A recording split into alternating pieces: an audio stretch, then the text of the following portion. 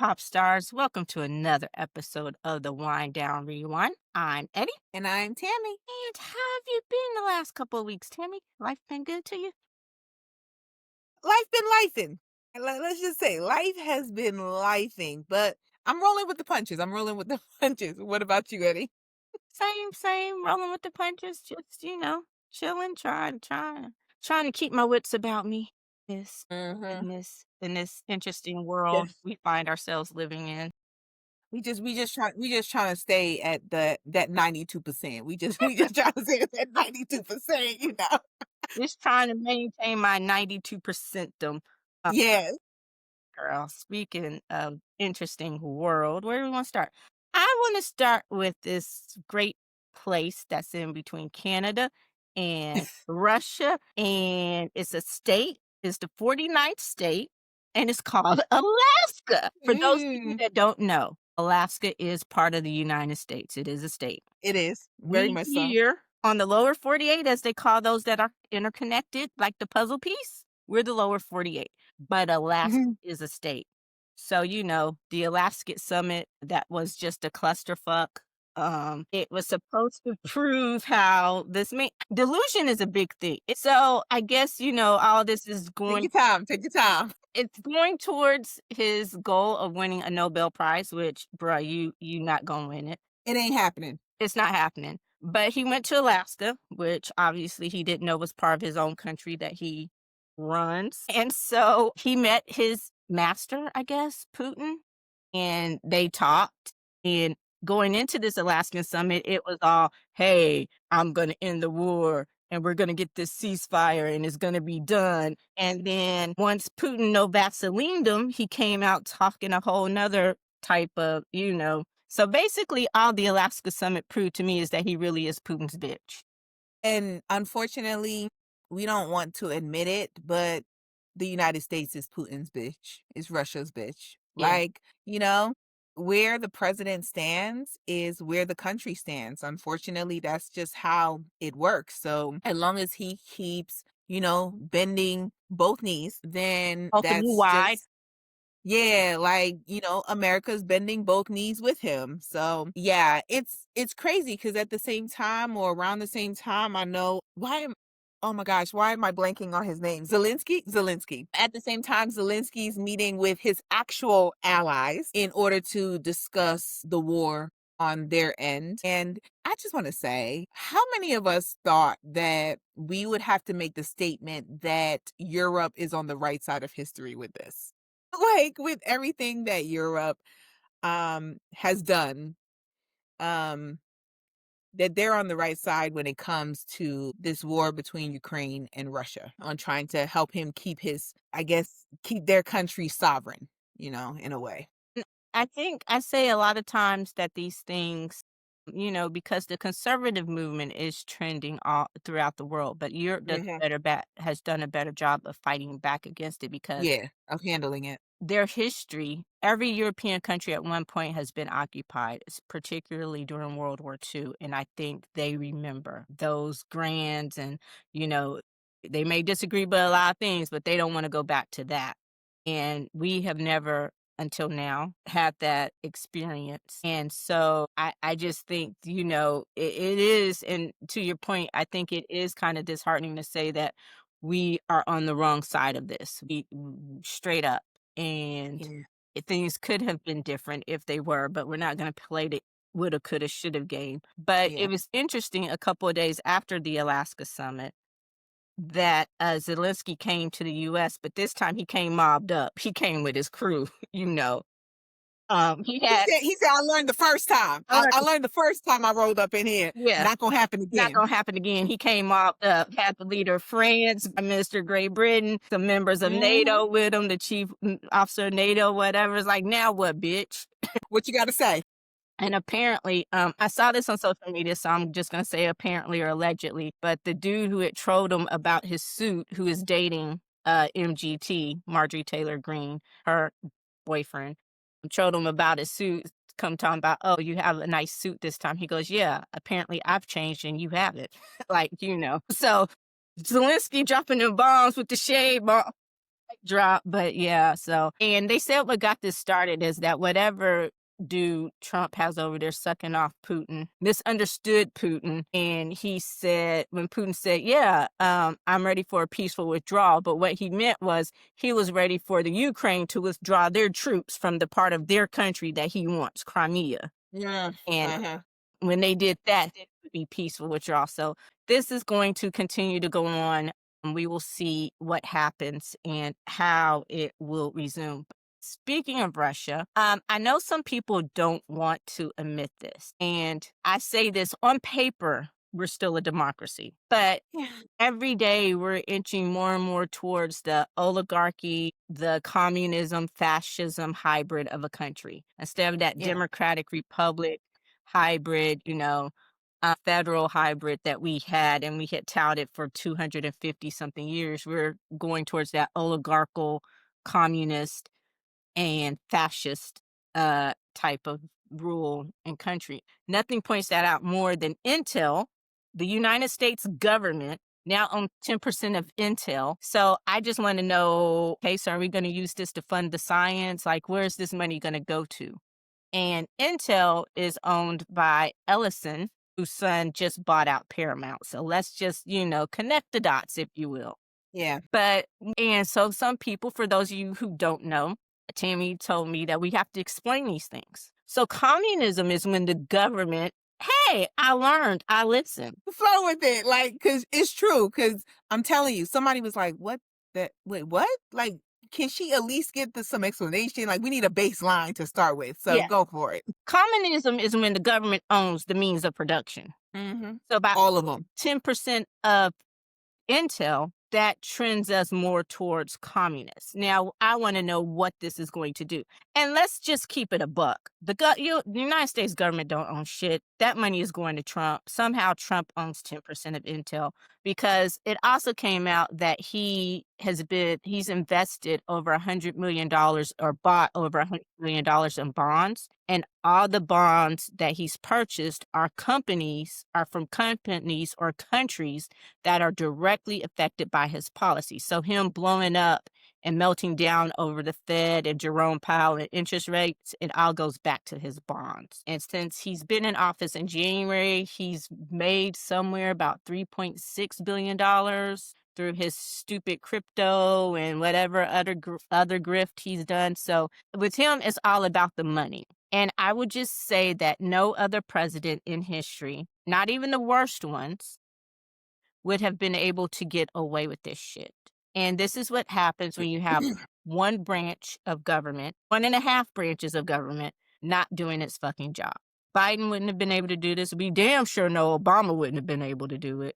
At all. Clinton wouldn't have been able to do. Not even Reagan I would don't have been even able to think do Bush this. would have been able to do it. Yeah, and they love them some Reagan, and he would never have been able to do this to the level that this man is doing it at. Yeah, so I just want you to know, when you fire in generals who tell the truth about your your bombs not hitting shit because they already moved their shit out, that's communism, fascism, dictator.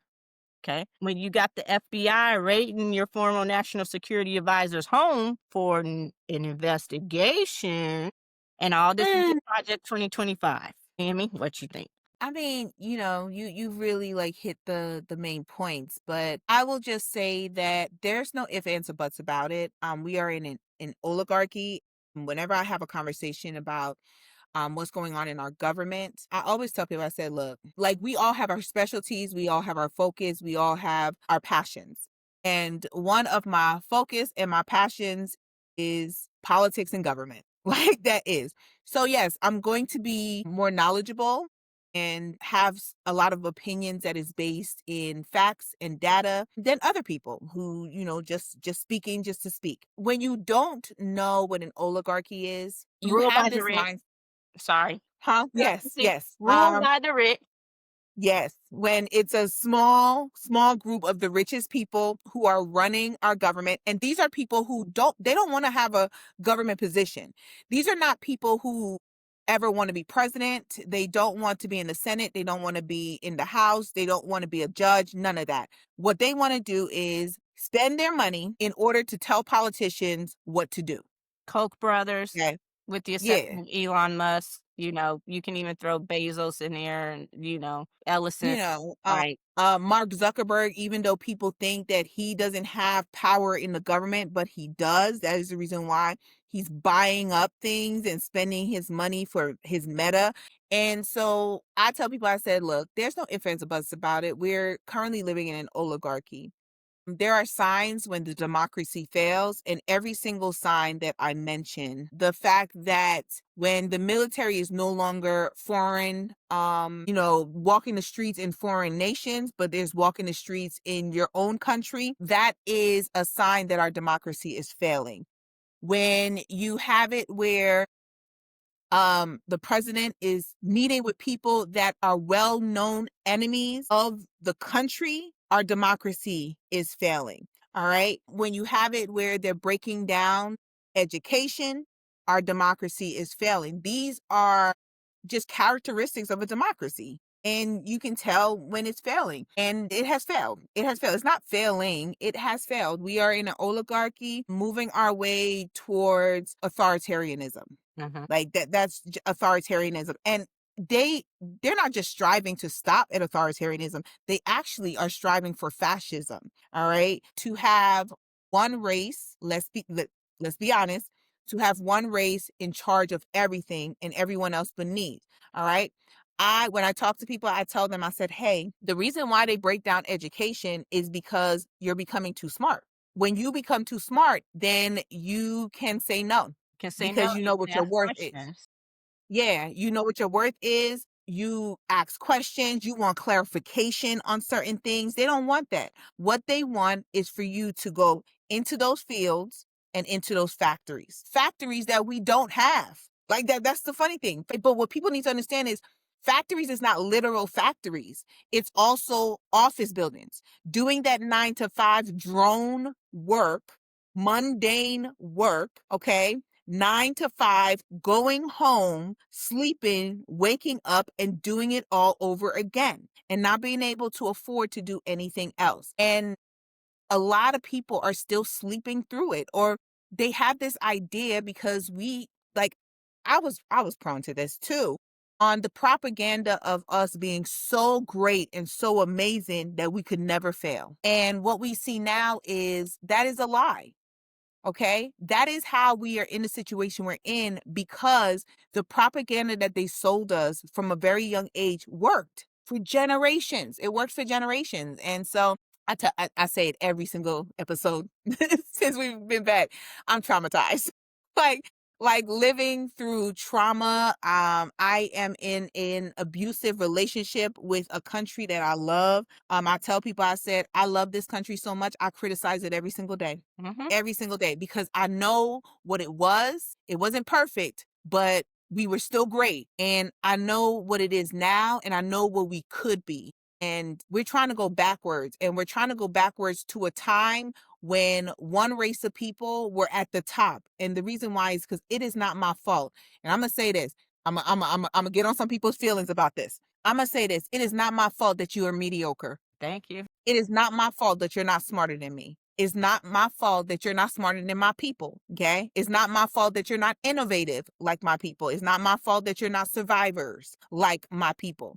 Your mediocrity is going to kill this country. That's the honest truth. Your mediocrity, you know who I'm talking about when I say you. And if you don't, then obviously I'm talking to you. Your mediocrity is going to kill this country. We are failing because of their mediocrity.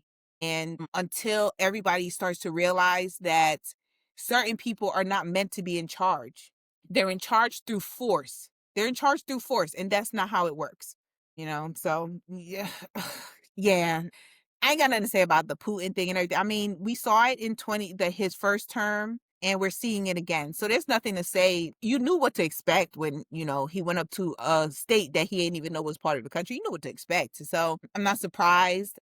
I'm not going to be surprised about anything else, kissing ass about anyone else. I'm not surprised that he's going to get $1 billion plane when he leaves office. Like, none of this is surprising. It's traumatic. It's abusive, but it's not surprising. And I think the thing that surprises me, the fact that he got down on his knees, opened wide, either end, both ends, whatever, for Putin, that doesn't surprise me. The fact that he didn't even know Alaska was a fucking state, a little bit, maybe. I might say, I think the just when I think he can't get any fucking dumber, he gets dumber. That surprises me. As the president of the United States, even if you don't know, we don't need to know that you don't fucking know that Alaska is part of the territory you're supposed to be. That's what happened when you're senile and the most powerful person, And then you hire because you feel like you have to be the fucking smartest person in a room. but you're dumb as hell. Mhm. And then so you hire other people who are just as fucking dumb as you are. No one Yep. could tell you, yo, they're teaching you how to pronounce Putin, how to say fucking Russian phrases, but no one can tell you, hey, this is yours. Alaska is part of the country. And then on top of that, they're leaving itineraries and shit with people's phone numbers and all that on fax machines. Like, how fucking dumb are you? Like, seriously. So I'm with you. If I had been as mediocre or made that mistake, my ass would be without a job. Yeah. It's just that type of bullshit. And the stuff that they are allowing him to get away with, like building this fucking $200 million ballroom in the fucking White House, when it states you cannot make permanent changes. Barely let when the kids come in, they tell them all the time, you gotta be careful how you hang these posters, what posters you hang. You Mm. gotta get permission to repaint the rooms. There's certain rooms you absolutely can't fucking touch. But it's just like the moves that he's making, they're not rules for somebody who plans to be out there in 2.5 years, 3 years. Yeah, exactly. And and I'm tired of people laughing it off, trying to pretend like, oh, it's not that serious. He'll be gone. And no, because 2026, what's going to happen in 2026 is a precursor for 2028. Yeet. And one of the hallmarks you say of losing your democracy is voting. And Yeah. not sorry, we've had to fight for our voting rights ever since we got them. And To keep them. to keep them, just to even be allowed, there was a fight to even just to be allowed to vote. Yeah. Then even after because we know the men were allowed to vote before the women, but even after they were allowed to vote, there were all these fucking hoops and shit they tried to jump through. So our rights to vote historically have always been suppressed in some way, shape, or form. The Voting Rights Act, the final one passed, 68 with the civil rights? So it's been less than 60 fucking years that Black people have had full autonomy, full privileges, full rights to vote. Mhm. That's how some of your grandmamas are. That's how some of your mamas are. Hell, that's how some of you are. 60 years. And to have all that shit trying to constantly be rolled back, because that's what they did in Texas. They passed, for those of you that don't know, the map passed. Yes. Okay. After they kidnapped a woman, let's just call it is, they kidnapped her, Nicole Collier, when she refused. So when they How? Like, I mean, you're a little bit more in the law aspect of it than I am because, not to cut you off, but I I I couldn't wrap my mind around how you allowed them to hold you hostage. Like, I understand there's a level of power, and I'm just like, was it on purpose that you ain't had no lawsuits already set, no lawyer, no civil rights lawyers that immediately came to handle that shit and, you know, sue up the like how were they able, like she couldn't even, they were monitoring her in the bathroom just to make sure, like, when she was doing the interview. And they told her she couldn't do it, even though, like, she was in a place where they told her she could go. But they were like, no, because you're doing an interview and you're not allowed, trying to stop her from speaking out because they realized they fucked up. Okay. Because anyone you're going to hold hostage, not a Black woman. But she was not the a only Black one that lawyer, said, not a former lawyer. yeah, not a Black. Well, she was the only one, it just makes it worse because once again, it irks my soul because they held you hostage. And I'm just like, how were they able to hold you hostage? And then also the cowardice of the rest of the members of the state house who signed the monitoring contract and then left you there thinking that you were going to sign it as well. Like, y'all didn't have a fucking conversation with how many lawyers are in the state house to be like, okay, we are as a collective. We all sign it or no one signs it. One band, one sound. That's because they ain't all black. I'm just saying. Yeah. I'm not okay, so when they agreed to come back, I'm not sure what they thought would happen, but a lot of state constitutions have not been updated since they were written. And so I think it was some old book on the law, some old law on the books, excuse me, that allowed them to do something, where they could send the rangers after you and all that kind of stuff. So they used some antiquated thing that hasn't been used probably since the fucking 1800s. I don't know. Now, here's my thing. I'm with you. When you came back and you saw, because I don't think they knew that they were going to have them sign those monitoring agreements. But I'm with her. I wouldn't have signed it. And what happens is they knew that as soon as they came back, they were going to end the session. Abbott was going to call another special session into immediately. That was no secret. So she didn't sign it. I think maybe she thought other people would have stood in solidarity with her, or maybe she was the one that was going to take the L for the team. I'm thinking there had to be more of a game plan to this. Some others came back and they actually stood outside and they tore theirs up and they ended up spending the night with her, staying with her. You signed it though. You signed Signed it. it. Like it Here's don't matter once you I'm sign not it. and what they signed was basically a babysitting slip to get Yeah. PS, the Texas Department of Public Safety, and for those of you who don't know, those are like state officers. Okay. Like you have the Massachusetts State Police, we have DPS or whatever, just picking out a state. And so basically they're there to follow you everywhere you fucking go. If it looks like you about to run, they could arrest you. So I'm Mhm. like, I'm not signing this. I would have done what she did and just kept my house kept my house chamber all night. Mhm. But for them to do that, but she has filed a lawsuit. She did. She filed a Okay. lawsuit. Okay. Good. Because what you did is highly illegal. First of all, I'm a grown ass woman and I've done nothing illegal, Because the quorum is part of the Constitution. Yeah, So all those words they were talking about how, oh, they're breaking the law and everything. No, they they weren't. weren't. They were not.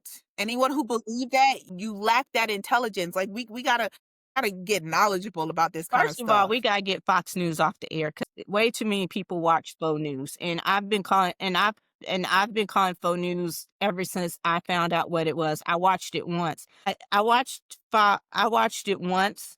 Um, after 2008, after Obama was elected, is when it really started gaining its big. It's always been there, but now it's when it's become its modern version. I watched it once then. I think I watched it once after Sandy Hook because I wanted to see how they were going to handle Sandy Hook. So every time it used to be when something big would happen, I wanted to see how they were going to cover it. If it was really as bad as I thought. Because, one time you watch and you're like, this isn't for me, whatever. Not Mhm. saying I agree with everything that's on MSNBC, and we're going to get to them a little bit later. But not saying I agree with everything that's on MSNBC or other news channels, but it's just like, this is blatant fucking lies. So I just started Right. calling it faux news. But yeah, that's the thing. That propaganda machine. And it's a lie because now you're mad that California has just passed their version of the exact same thing that Texas did. But wait a minute. All of a sudden for California, it's illegal and it's cheating. But for Texas, it's allowed and it's acceptable. When if Texas and California didn't start this game. Y'all wrote the Mhm. rules. Y'all start the game. They just said, okay, ball, we got next. Like, what's up? And so now all of a sudden what California did is illegal and it's cheating and but they just followed Texas's playbook. And so you're not used. And I applaud Gavin. I applaud the California district. Most people in California, I read a poll yesterday, most people support it because they realize why it has to happen. They don't want it to be a permanent thing. They're not happy, but until we get rid of this whole MAGA contingent, all these Trump acolytes who, even if you're not a fucking Trump acolyte, you are, because you can't talk shit about the man behind closed doors and then get on TV and say, which end do you want to fuck me out of? Yeah. you know so as far as I'm concerned, I can only go by what I see you say on TV, and every time you got a microphone, you carrying his water. And again, at this point, it's not a Republican thing, it's not a Democratic thing, it's a democracy thing, and y'all are Mhm. selling out our democracy every fucking chance you get. So I applaud it. Play by their rules. You know, they mad because Newsom is still trolling Trump like a motherfucker, and he went, ooh, did you see the one they did with Kendrick Lamar at the Super Bowl? Uh-huh. They Hey, Trump. I hate you like I'm young. I'm like, I'm all for it, and people are like, he's no, he's not mocking him, he's not copying him, he's mocking him, like, y'all think this is And stupid, this is what your orange I refuse to even equate him with Jesus. This is what your orange demagogue does, like, for real. I so I'm happy to hear that she's filed a lawsuit because just crazy. And I was listening to some commentary on TikTok and I someone said, I forgot which commentator I was listening to, but they were like, we said in November that the 92% we would sitting our asses down. And it's rocked them. Like they have no idea what to do. And I'm not only talking about the MAGA side on not knowing how to respond and what to do about the fact that we meant what we said, and we meant what we said. But what has also been very apparent is the Democrat side don't know what to do since women said that we were sitting back. And every time something major comes up that has to be conversation, who's at the forefront? Who's the one who, once again, it's a Black woman who we said we were sitting back, and y'all still trying to come at us. You're still trying to come at us for it. Texas is hilarious. Like, and you know what? I, for a very long time, if you don't already know, I live in Texas. We live in Texas. And I have been telling people I've been trying to go back home for a while. I'm from the Northeast. Okay, Northern girl through and through. Swampy. I've been trying to go back to my state, to my home for years. And I just came to the conclusion I can't, because Texas needs every single vote from the other side that they can get. Every single vote. It is hard. It irks my soul on just how horrible in politics this state is. But when you think about the numbers, that is the reason why they're scared. That is the reason why they're doing what they're doing, right? Because we have been nipping at their heels for years, I mean, for years. And they want us to continue to think that Texas is deep red, and it's not. it's not. Texas is not deep red. Every election, you see the shift and you see the people coming out and being like, yo, this is crazy. We gonna have to go full force on the other side because what? And like that's what Texas is doing, right? I will say that not only California, because love what Newsom is doing. Love him or hate him. Love him or hate him. What that man is doing is working. Mhm. Okay? As they like to say, that's God's work right there. What he's doing is working because y'all don't go on facts. You don't go on data. You go on feelings. So every single time that he dragging that man in the White House, y'all are entertained. And he needs to keep that up all the way until next November. Every single thing he does, Newsom needs to be on his neck. But not just Newsom, because now the governor of New York is like, okay, well, California is saying they're going full force. So now we got to get on board. Y'all about to lose seats in New York if that governor is on point. Noise say that they about to roll with that. Okay, there was another Maryland. Okay, more. He was like, "Sir, you are not my boss. Like you are not my boss. I don't fucking answer to you. I don't answer to you. Like who are you? Like who this? That's what Westmore is saying. Who this? Who this? Because I don't know who this is. I ain't never seen this number before. Who this? I ain't got it saved. And so the fact that such large or large populated states are like, we have to give it to them the same way they're giving it to us. And that is something that I have always hated about the Democrats. They've always played by the rules. It's like you will look over and see the Republicans not playing by the rules, breaking the rules over and over again. And Democrats would be like, yeah, but we're going to play by the rules because no, give it to them straight. And Newsom is showing you it works. It works. You will get your base online with this if all of y'all band together, not just one state. It's kind of like with the Harvard thing, right? Not the best example, but it's like California is Harvard. Okay. If Newsom actually was like, no, we're still playing by the rules. And if he never came out and said, Texas, if you change your maps, we immediately going to change our maps as well. If he hadn't said that, No other state would have been able to because it's California. But when California said that, now you got other states having meetings. We talked about this last time. I need New York to get up on this. It's not a maybe. It's not a if. It is a when. Mhm. When are you changing your maps? When are you taking those Republican seats? Because those states have the ability to do it. Illinois, California, New York, Maryland. I don't know exactly which governor Massachusetts have, but if Yeah. Massachusetts has a Democrat governor, they need to get online as well because Massachusetts is another one of those states as well. Y'all it's not 5 seats. We don't need 5 seats. We need to bring them to their knees. Mhm. And Take it all. and Don't leave them with anything. yeah, and I love what you said. It's like, quit playing by the rules, Yes. play by their rules. And this Hmm. room in politics. And we've been talking about language and semantics. And you can obviously tell, love them or hate them, when Jamie Harrison was running the Democrat Party, and I get it, you get to change whoever, but the messaging was on point. Democrats were on point until they went rogue that 3 weeks and blindsided him and went fucking rogue, pulled the coup that got us into this fucking mess in July of last year. Okay. But it's obvious that we're not involved the way we should be because now there is this memo that allegedly came out from the Democrat Party saying that language you should stop using. Don't use words like triggered or unhoused and all of that kind of stuff. Don't use immigrant. Don't use this. And I'm like, y'all still think it's a game of semantics. It's not fucking semantics. It's not the language. It's not that you're using these words. Explain what they mean. If someone doesn't Yeah. know unhoused is now how you refer to someone who is homeless, explain it. Okay? And repeat it. And repeat. Have it on repeat for the people who didn't hear the first You time. know, it's not that you're talking over their head or talking at them. It's not you're not talking to them. Hmm. You're not having the conversation.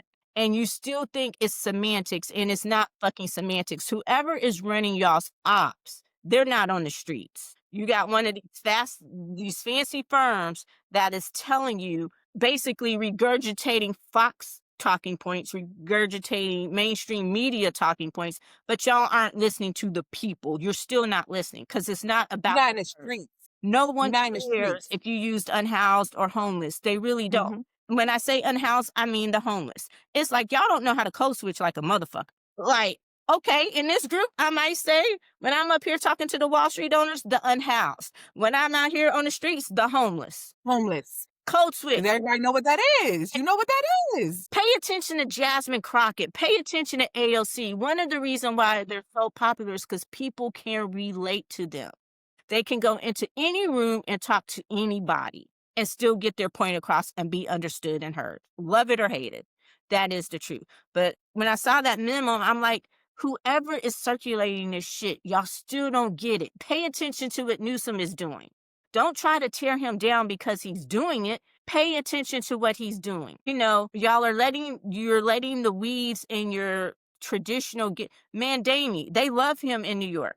But because of the term socialist, which basically means that as a society, you're going to take care of your people, y'all got that shit confused with communism. What we contend, even in its purest form, communism, not that I'm defending it, but communism got perverted to be something that what we think it is now. And it's Yeah. purest It form wasn't what it was supposed to be. bad. It's supposed to be that the government helped the people by controlling and making sure oligarchs didn't take over and that the music production weren't owned by one particular group or who could hold the country hostage. History 101. Same thing with socialism. It just means as a community you're taking care of each other.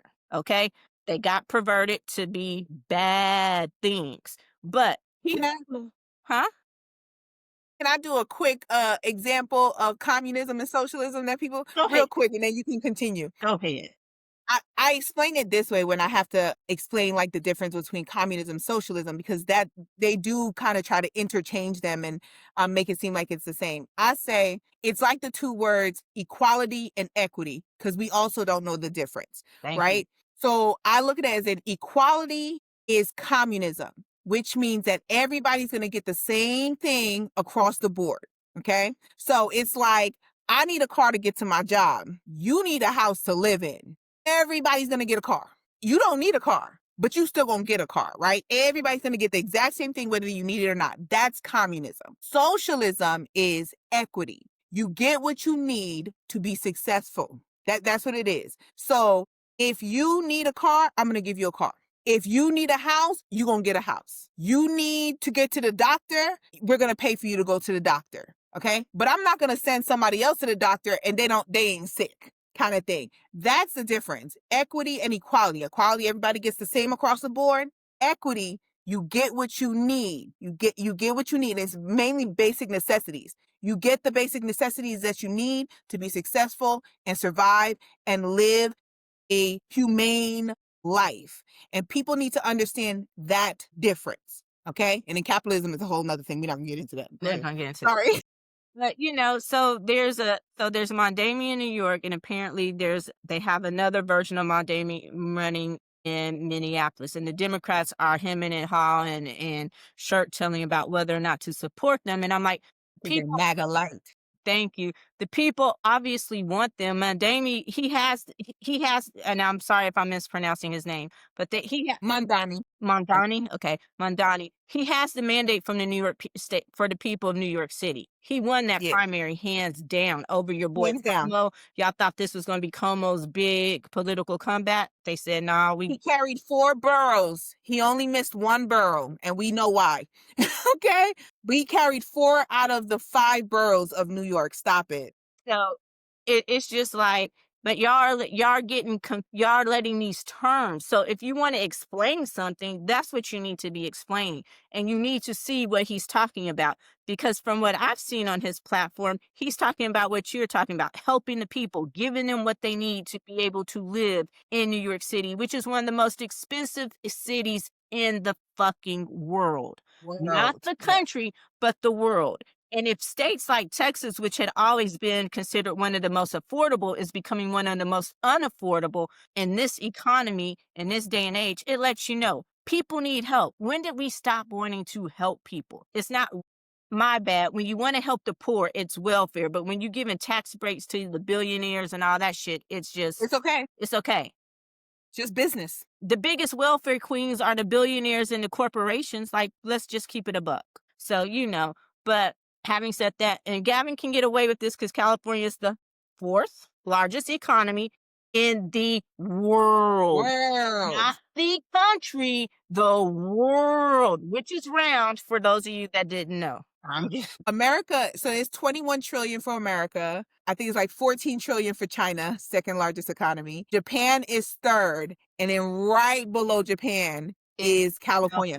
Trillions, not billions. Trillions. Trillions. So, for one state. and let's keep it about it. On the surface, on paper, it looks really expensive to live in California, but people have come here, Texas, again, one of the most affordable states.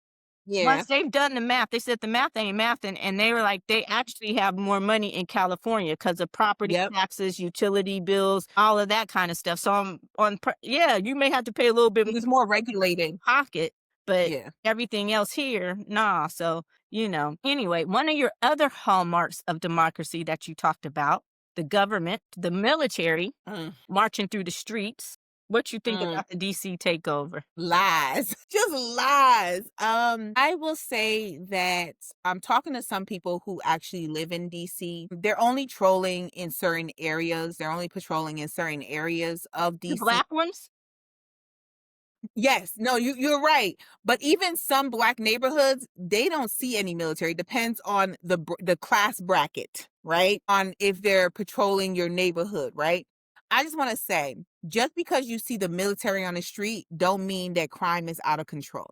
Okay, Because it's it's not. propaganda, right? Crime has been down. I've told people this. I said crime has been decreasing for the last 30 years in DC. Okay, it's been decreasing in our major cities. Crime is decreasing. It's those red cities, those red states where crime is increasing because you're not regulating that, right? We so focused on the blue areas, but it sounds scary and at the same time performative, if that makes any sense. I don't know if that makes sense, but it's like crazy to think that once again, sign of democracy failing is the military in the streets, but it's just so performative. And people, sixth grade reading level, people just do not understand that it is performative. It doesn't mean anything. They're walking the streets and all they're doing is wrangling up people who don't have the power or the knowledge to tell them to get off of me. Yeah. Okay, that's who they're messing with, and they're gonna continue to do it because he's posturing. What is it? Posturing when he try to push out his chest. That's all he's doing. Like this is what it is. You know what's crazy to me is how are you in the military and you have to do this? You know, like it's just how do you feel? Like what is your, you know, people are like, I don't care what they feel because they should know. And I'm just like, military is different. Their mindset is different, how they're functioning is different. Their level of loyalty, you know, they be like, they're loyal to the Constitution. No, it's an oath that they take, but they follow their generals, they follow their military leaders wherever they tell them to go. That's how military works. You are conditioned to that. You are trained into that mindset. All right. Literally, like everything that you do is a breakdown so that when they build you back up, you never question the authority within the military. So my thing is that, like, yeah, they're not questioning it. They're going and doing what they do. And I'll be like, the military, yeah, we got a lot of MAGA up in there. But you also have people is just following orders because that's all they've ever known. They just know to follow orders. And I just wonder, like, how do you wrap your mind around like the lies as you are following orders? Like, it's crazy. Yeah, and one little known rule is that generals have the right to refuse an illegal order. That is in the Constitution. That is part of the military. But what He fired all the ones that would have though. and that's what I was gonna say. He's slowly but surely getting rid of, if he hasn't already gotten Yeah. rid of all the ones who would. And I think if you want to know how they feel about it, just go back to whatever that damn birthday parade of his was. Right. I I think forgot. Yeah, I forgot about that. You right. it's the lackluster of, and people all over the country, all over the world were like, it's obviously y'all don't do this. Y'all are marching off a step. Like, it would have made what is deemed the world's best military seemed like a bunch of clusterfucks, of dumb fucks. But so from my understanding, like you said, you're always going to have those who are just gung ho doing the shit. And then you have those who really are like, I'm just here so I won't get court martialed. you know? Yeah. They took their Marshawn Lynch to I'm just here so I won't get fucking court martialed. Mhm. But it's mostly the National Guard, which is still part of the military. But here's the thing. Okay, so DC history lesson. I don't know if most people realize that the only person or people who were intended to live in DC was the president. Maybe some members of Congress, as they Or were just away government, federal passed government. away from home. It wasn't intended to be an actual livable city for civilians. Mhm. It's only 8 square miles, border of Virginia and Maryland. DC at one point in time was known as Chocolate City because it has a very high Black population. If Yes. you've never been to DC, it is one of those places where you don't know the hood from the other parts of DC, like Georgetown and then, those neighborhoods, unless you really at the we'll say I'll call it the Capitol Square and around the White House, Congress, and all that stuff.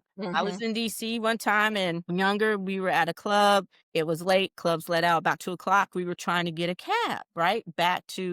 We were actually staying in a suburb of DC in Greenbelt in Maryland. So we were trying to get from DC back to Maryland, right? The subway has stopped running, all of that.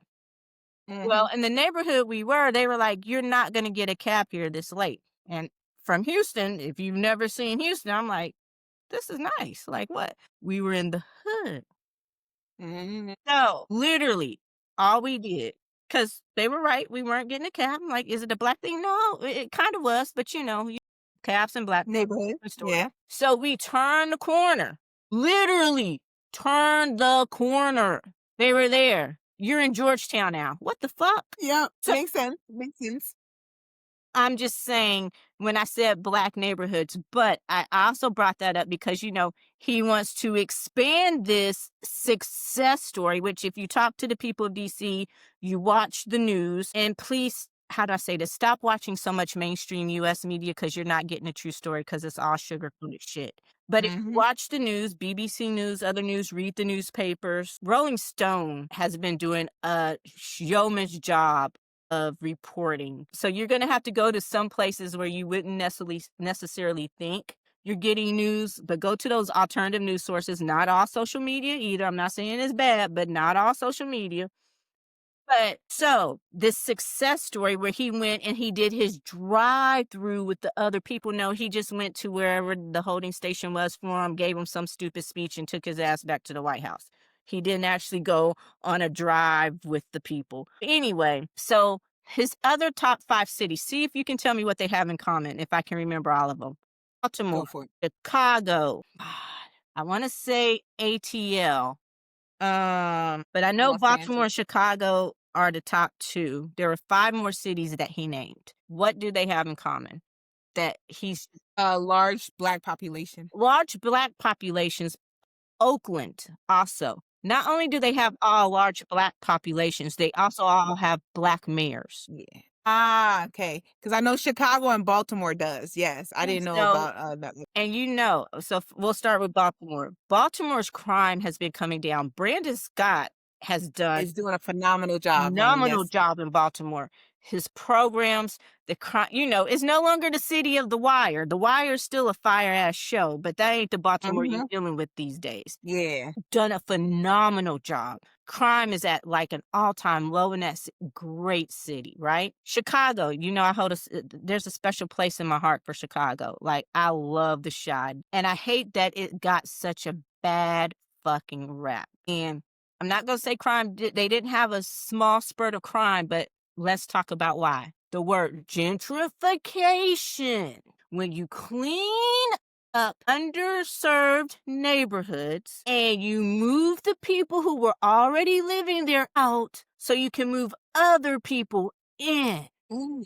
So this neighborhood has always been underserved and needed like grocery stores and gas stations and nice housing and nice places. But you never did that before for the people who lived there. But now you do it so you can push them out and other people can come in. The word of the day, ladies and gentlemen, gentrification. I feel like Mr. Rogers. We need to bring that back. We do.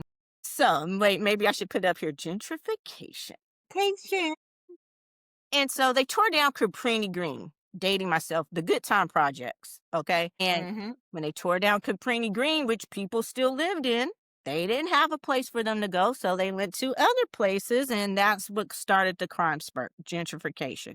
Crime and poverty statistics go hand in hand. Red states, pay attention. Your people are poor as shit. Y'all aren't doing anything to help them. That's why your crime rates are out the roof. Okay. So, Chicago is not the dangerous hellhole that they make it think it is, and I get offended anytime someone says it's different. My understanding, Lori Lightfoot wasn't cut out for the job. This new guy apparently is. They love him. And so he already said his next city is Chicago. That's next on his list. And I guess because Homeboy went off on him on that press conference. And Eddie, he used SAT words. Okay? I said, he letting you know, he said it's because he's intimidated by Black men. He's always been Intimidated by Huh? intelligent Black men. Yeah, intelligent. He's always been intimidated by intelligent Black men. He said, and we know, like he said, y'all know that he's always been intimidated by intelligent Black men. And when he made that statement, I was just like, yeah, because we had on center stage an example in that in how he went after Barack Obama, who, whether you like it or not, would be the face of an intelligent Black man. So, like, yeah. Oh, I love that. Yeah. I was celebrating. I was snapping it up. I was clapping. And what was so cold about it is he tried to avoid the question and he tried to move on, but then he said, "Oh, you begging. Thank you for begging." Okay. Well, so the guy was like, I'm not begging. No. Since you begging, I'm gonna answer the question. You right. So, and then the 19 other states are all, guess what color? Blue states. So it like you said, I think performative is the perfect word. And I'm waiting for the lawsuit because you have no fucking reason to DC is a little different because there's not much they can do because they're not technically they're a city, but they're not a state, and this is the whole thing that they've been fighting. And to me, this is a prime example that when the shit hopefully gets back right, DC will get its statehood because they don't have a district attorney in DC. They have the U.S. attorney. So any crime that you commit in DC is a fucking federal crime. I don't know if people knew that.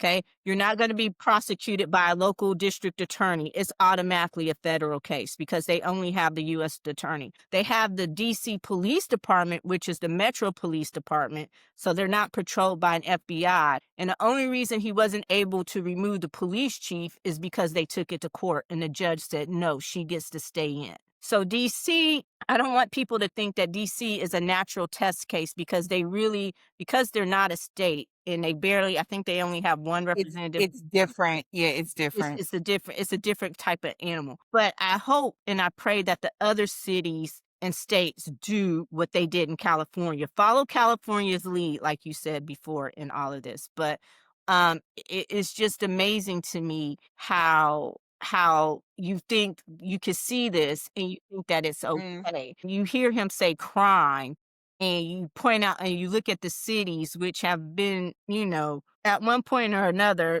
these they did have higher crime rates. Let's not pretend like Oakland didn't. You can't. 2025 though, Thank 2025. you. 2025. So like I said, Baltimore is not the Baltimore of The Wire anymore. Great show, but it's not that city.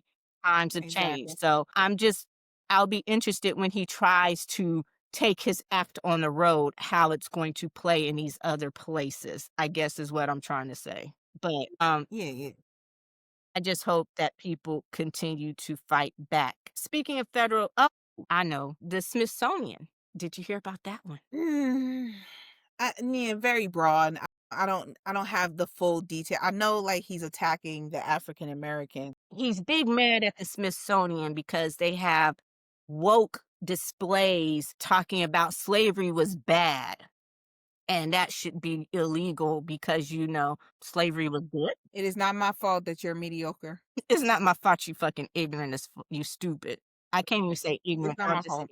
But It's yes, also not my fault that your ancestors did what they did. Like but I should be able to learn about it though. And it's not even for me. Like, let's be honest. When they talk about slavery in these museums, it's not for us. It's not for us. It's for y'all. It's for the mediocre people. Okay? So that you know what your people did. And so it's because that is to make sure that we do not repeat it. It's for y'all to make sure that y'all don't get to the level of evil that your people were at. I don't think Because they're at the gonna end get. of the day, Look, you said it's 2025. I don't think they're gonna get there. because I'm like, it doesn't matter what you say, how you feel about it. Your people were evil. Like, sorry, can we shift a little bit? Because Jillian Michaels, did you see? The for real biggest loser. Wait, okay, so we talked about it a little bit before. Where do these people go? Is it the ignorance, the caucasity? Like, what are we going to call it when Both. you are gay? You are what? A vegan? You go on these weird diets every so often. You've made your money off of a whole liberal idea. Mm-hmm. You're pandering to people who don't want you anyway, shape, or form. Wait, and you adopt a black child, and you have this mindset of, well, only 2% of the population owned slaves. But the majority of them supported it. They were all supporters of it. Because when you look at the North, come on, y'all, we got to think it through, okay? We got to think it through. The North, yes, abolished slavery way earlier than the South. But the North benefited from slavery. Where do you think that cotton fucking went? Okay? How do you think people all over the country got their clothes made from cotton? Okay? And those slaves in the South were brought here by slave traders who lived in the North. Brown University, my bad. Please stop this 1%, 2% of the population owned it, because everybody benefited. Because if you didn't own a slave, the only reason why they didn't own slaves is because they couldn't afford to own slaves, but they sure enough worked to make sure they could afford to rent those slaves to help work their farms. Are you serious? Like, they had slaves working in factories in the North. It weren't black people working. It was slaves were working. It was forced labor in factories in the North. Like, I need these mediocre people. I feel like that's what I'm going to consider them to be from here on out. I need these mediocre people to wake the fuck up and stop trying to rewrite history. There is too much of it already set in the history books. We already know. And yes, you can gaslight our younger generations. You go ahead and you try, because when I tell you, my job is to make sure that every single time that you tell them a fucking lie, I'm right there to tell them, don't believe that shit. Believe that shit. Okay? They lying to you. That's not how it worked. And when you get in your feelings, when they get into their mediocre feelings, okay? My thing is that, like, it's not my problem. It's not my problem that you feel some type of way at what your people did to my people. It's not my problem. Yeah. Like, how about you listen so that you don't repeat it? Because y'all are doing it now. How you treat people of color? How you treat black people? Like, yeah, of course you ain't whipping us in the field, but you ain't no better. Yeah. You ain't no better. You trying to take jobs away from us because we're too educated, and we're showing you, okay? We're making you look stupid and dumb. We're showing you that you're not the leaders of the world. And so because of that, you and your feelings that you got to compete with us, and you know if you had to on a regular compete with us, you'd never get another job another day in your life Hmm. because you're mediocre. I'm just Hmm. going to say that again. The mediocrity. And I agree. Like, it from Jillian Michaels, Mm. the Smithsonian, and what I tell people is this: the truth is the truth. History is the history. You can't change it. It's there for you to learn from it. I don't have to like the truth. I don't have to agree with the truth. That is where my opinion comes in, how I feel about the truth. The Mm-hmm. opinions are your feelings. Truth should be the facts, okay? Whether you like it, dislike it, agree with it or not, it happened. Mm-hmm. It is what it is. And just because it happened, I'm not saying you're like that, but when you go on the defensive about the shit and try to convince me that the way your ancestors treated my ancestors was okay, and I shouldn't feel a certain type of way about it because the microaggressions that you will never understand. Slavery, and this is what I want people to understand: slavery ended, racism did not. Slavery ended, racism did not. The world Clock was that not tea. Clock that automatically tea, Eddie. set right for my people after 300 fucking years. It wasn't. I just told y'all it was only 60 years ago, less than 60 years ago, that we fully received full citizenship and voting rights in this country, a country that we helped build. So I once told someone, and I had a conversation with someone once, and they were saying, well, you just be you. I said, but this is me. You know me personally, but every day I walk out, this is me. This is what they see. And I said, We can't delete it. We can't erase it. and if I did, and there's some things that do bother me, but if I got upset about all the microaggressions I experienced during the day, I would spend my entire life upset. You said trauma. That's trauma that you just kind of put back there, and you're automatically, You learn how to live with you it. learn how to live with it. And so it happened. You can't erase it. You can't change it. It's not woke. Slavery was fucking bad. And if you don't think it was fucking bad, you're a horrible person. And we already know that shit stain of a human being is a horrible fucking person. Okay. So there's no questioning that. But to me and Michael should be fighting the battles like the one here in Texas and other places about gender identity, because boo boo, they're coming for you too. The law, there's a lawsuit being filed against the law that says you have to call somebody by their birth name, right? And I know that's taking on in other states because it has to do with trans, who are less than 2% of the LGBT alphabet population. And less than 1% of the actual population. population. And so here's my thing: if I can't call this person by their preferred name, I can't call you your nickname. Mhm. So if your name was whatever, don't tell me to call you Dre. I got to just figure out how to pronounce this whole name. If that's If your name is Michael, don't tell me to call you Mike, because that's not your government name. I thank got to you. call you Michael every time I talk to you. Thank you. If it's called them by Gregory. thank I got to call you Gregory, Greg. Thank you. Nicknames should be outlawed then.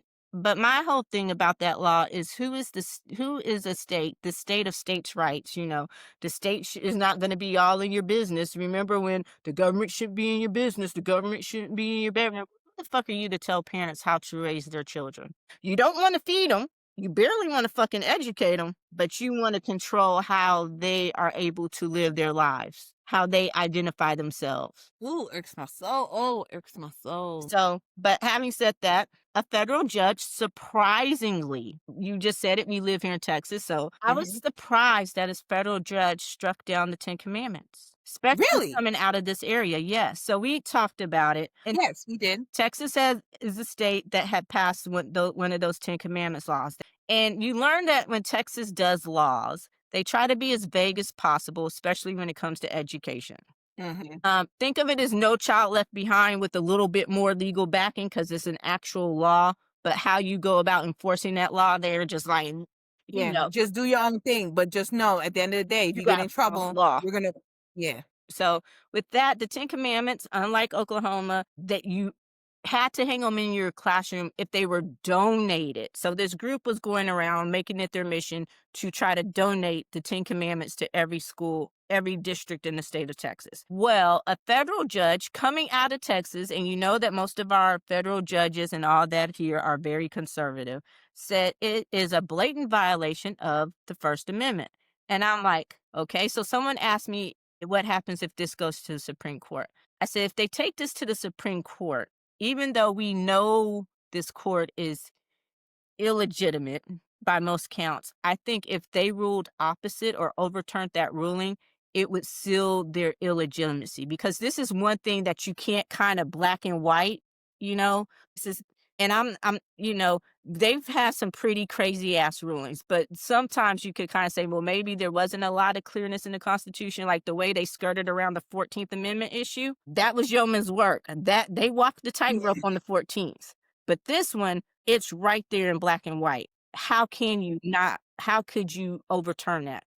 It was, and like I said, it goes back to not your opinion, not what you think, what the Constitution says. So Yes. we will see how that one goes. And then a federal judge also, guess what they did, Tammy?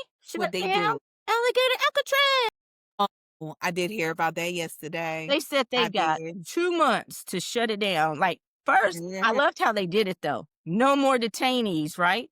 Then they said, take the water, take the lights, take all the irrigation, shut all that shit down. So you never, ever try to start it up again. But then DeSantis, being the devil that he is, said that they got something called detention depot waiting in the wings. Yeah. I mean, evil gonna evil. Evil gonna evil. Evil going evil, and cruelty is the fucking point with these people. And I just got Yeah. one more before we switch gears. I want to know, look out your window and tell me, or turn your ears up and tell me, do you hear the outcry of Palestine and free Palestine and Gaza? And what about the children and Killer Kamala and Genocide Joe and No, I hear the birds. I hear the terrible birds. Trump? Because it is official. Gaza is in the throes of a fucking man-made famine that could have been prevented if y'all would have seen the forest for the trees.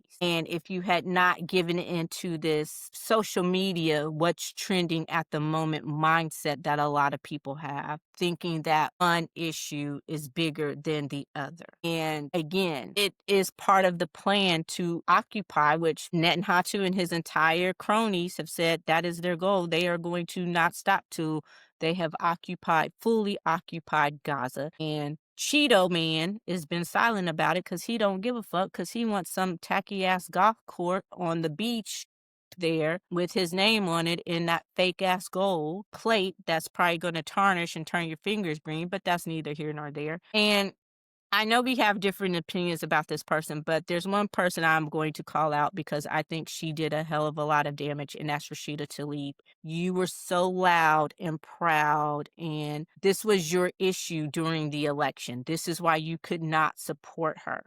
And I get it. Jill Stein is like the election groundhog. We'll hear from her in 3.5 more years. if she's needed to come up and do what she does, be the disruptor. People are saying, "Where's Jill Stein?" She's where she always is. She's underground. Okay. But And she's in Russia. yeah, Rashida Tlaib, the entire city of Dearborn, Michigan, all your Omans and all your leaders, where are you?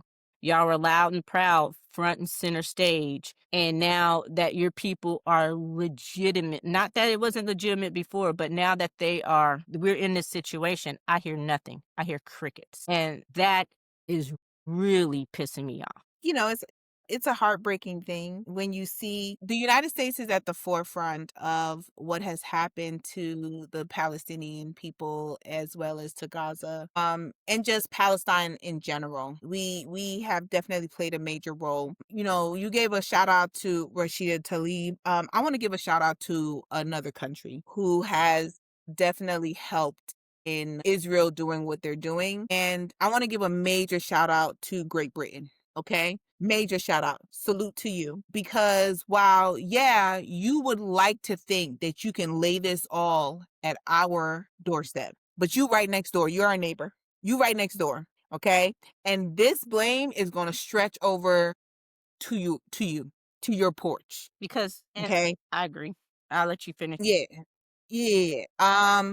You know, to take it a step further, you know, that because it's just heartbreaking. But you know, they look at it as in, and by they, I mean the country. I don't mean because for some reason, sixth grade reading level, people cannot understand that once again, you can criticize a country and not mean the people, not mean the religion, not mean the people who follow the religion.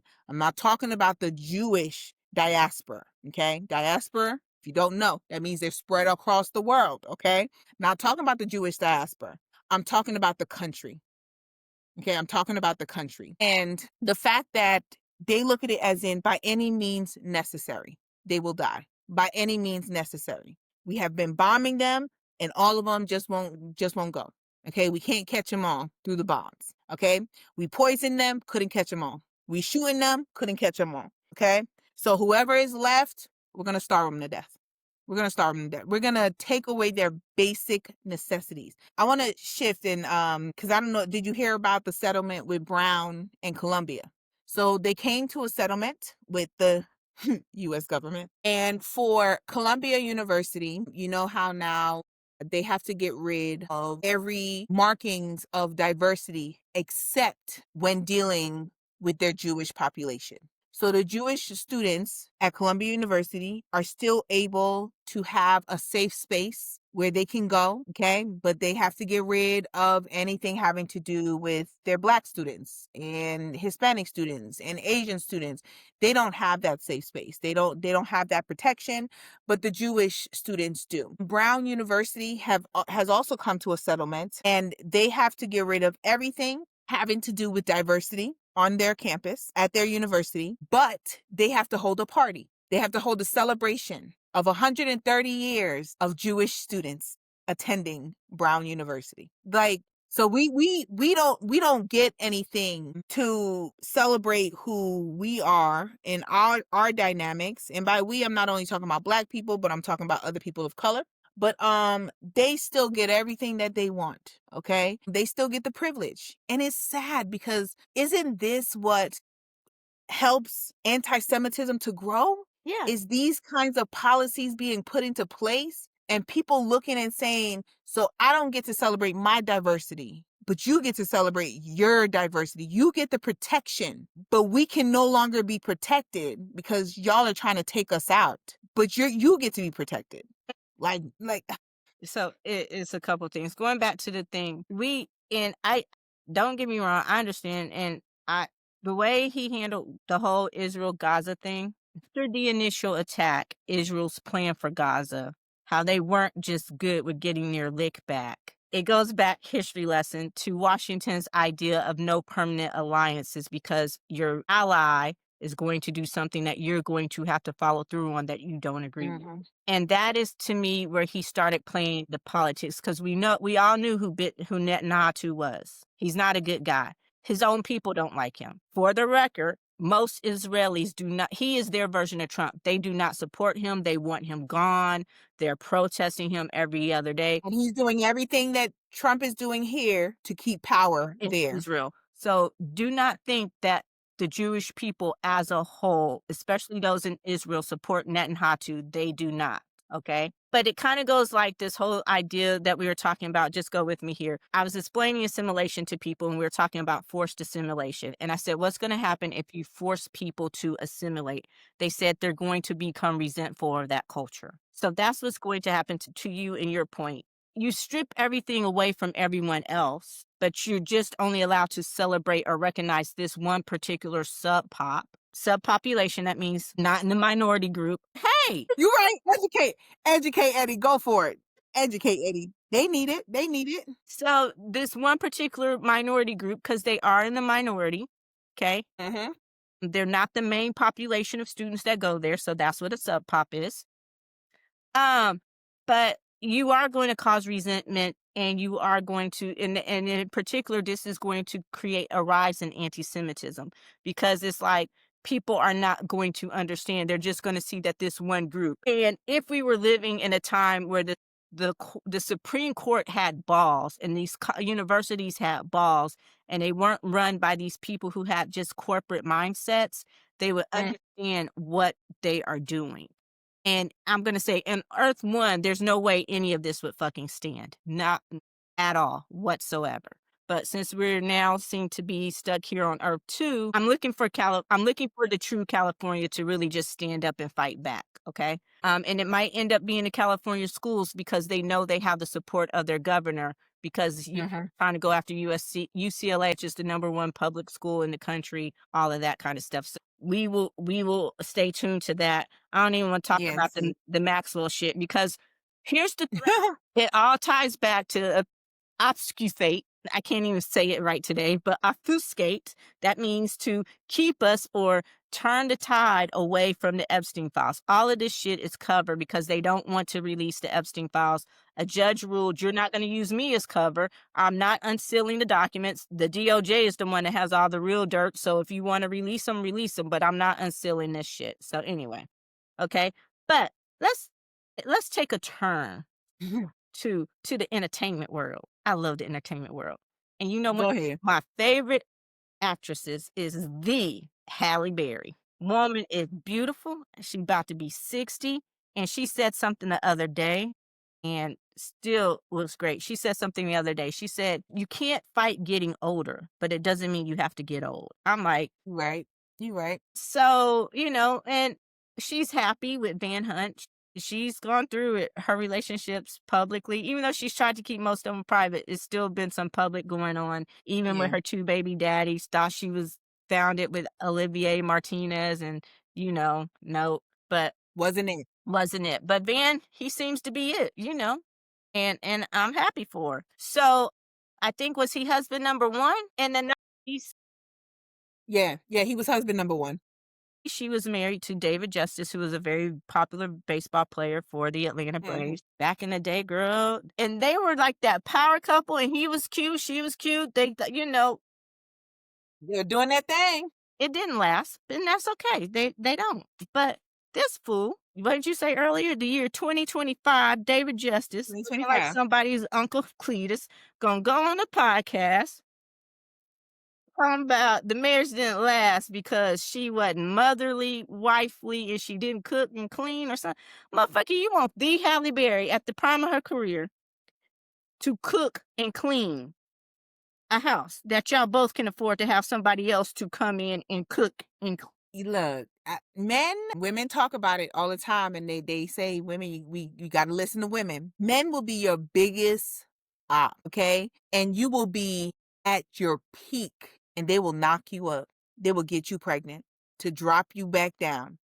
Okay, you will be at your absolute highest level of success, and then all of a sudden they be like, "But what about my career? Aren't you going to be supportive of your man?" And you will start turning jobs down. You will say you're taking a break from entertainment. Okay, because we're talking about actresses, and I feel like that's the level that he's at.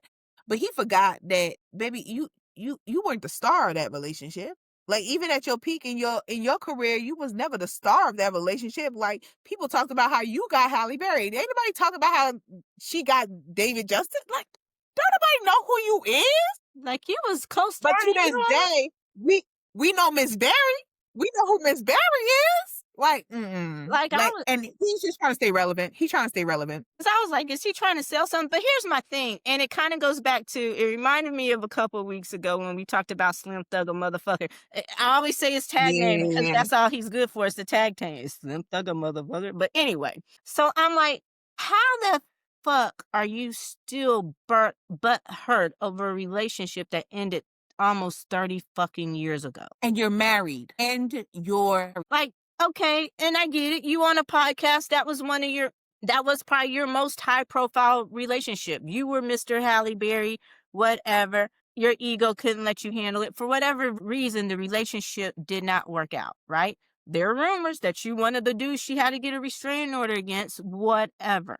But you go on making it seem like she was just thirsty for you. She begged you to marry her. You didn't want to, but you did. Did she hold a gun to your head? You didn't have to say yes. You wanted to be there. So my thing is this: if Mhm. someone asked about the relationship 30 years, show some fucking grace and just say, you know what, it didn't work out. I thought it was going to be one thing, it wasn't. She's still a beautiful woman. Wish her well. It just didn't work out. You don't have to go up there acting. And the whole thing is, her response was perfect. Like, I loved her response to it. But I'm like, 30, and to me, that's the really trifling part. It's been almost fucking 30 years and you still burnt hurt?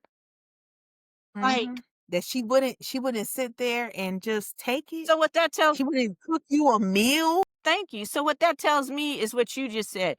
She wasn't giving up being who she was to accommodate you and your ego at that time. Mhm. So Yeah. A man will be your biggest, and we need to start recognizing that, okay?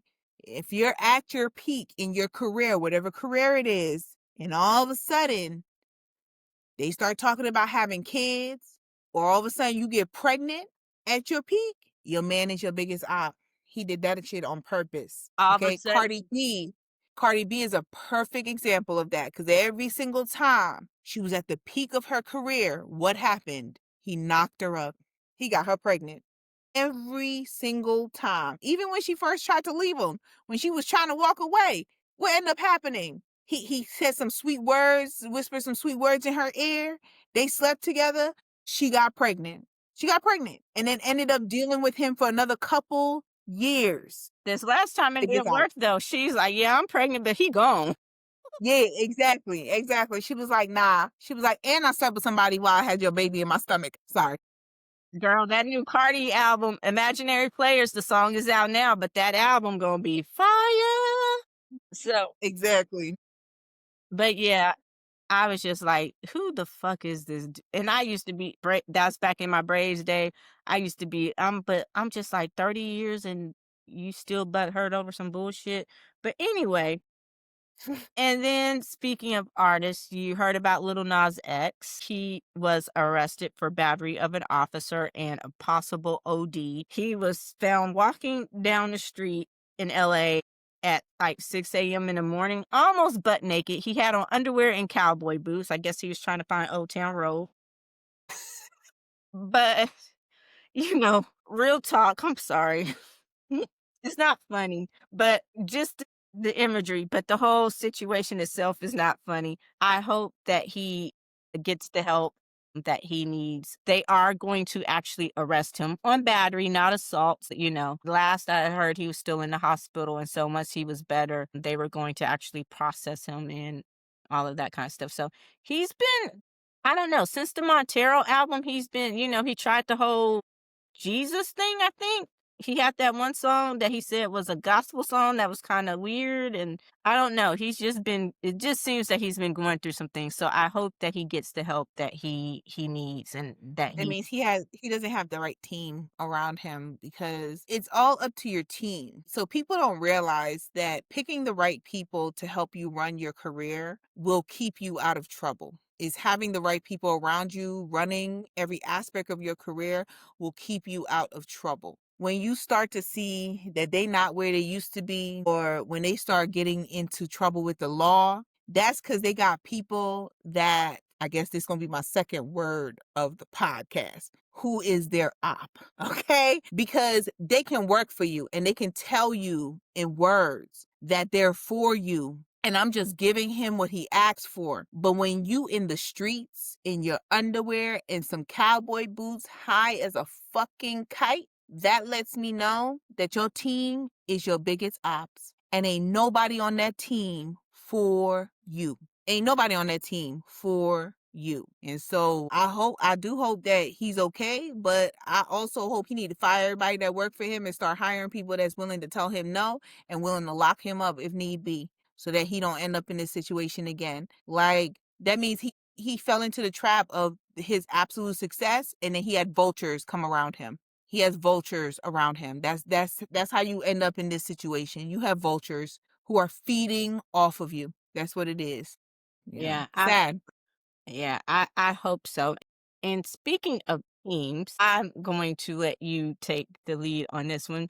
I thought, pre-show, pre-game, you summed it up great. So I'm just gonna say this. Tyla, Miss Water, she released, and I know people were hoping for her to be the new Rihanna, and stop comparing people to other people. Rihanna is still Rihanna. Tyla can be great in her own space and make her own name. She doesn't have to be the new anybody. But I know there was some controversy with her, after Water it kind of fell off. People didn't like her because they said she was bougie and she acted like she was too good for herself. And there was a bunch of colorism going on there. Her latest album, I knew she dropped it. The full EP, I hadn't had a chance to listen to, but I know that I featured some of her songs on New This Week on the radio. Check it out. Our playlist, our Leak Willie new music drop on Spotify. Got us a plug in. Go, go. So her latest album, by all means, was a flop. How many copies did it sell? 300, 3,000 what?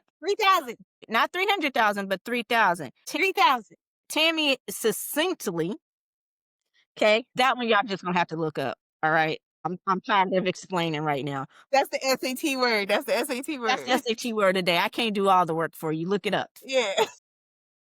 But Tammy explained it perfectly. So, ma'am, I'm gonna let you take this over because No, I think I've already said it all, so it's not gonna come out the exact same way. But just from what I know, I'm not a fan of Tyla. I've heard the song Water, but that's the only song I know that she's done. Like, I haven't heard any of the other ones. It's that in South Africa, there is a race and they call themselves colored. And when you come to America, you can't call yourself colored in America. Okay, let's be honest. You can't call yourself colored. Okay, there is a history with the term colored. You cannot use that term. Okay, you black. Okay, even African American, if you want to get technical, but you black. Okay, in America, that's how it works. She comes, and I put it up to not only her and the vibe that she was giving off of being bougie or above it all, but also her team. Her team did not handle it well, as Black Americans kept saying, hey, you cannot refer to yourself as colored in our country. And instead of taking our advice, seeing as how you're trying to get a foothold in the Black music industry, you are not going to be successful in America if we are not supporting you.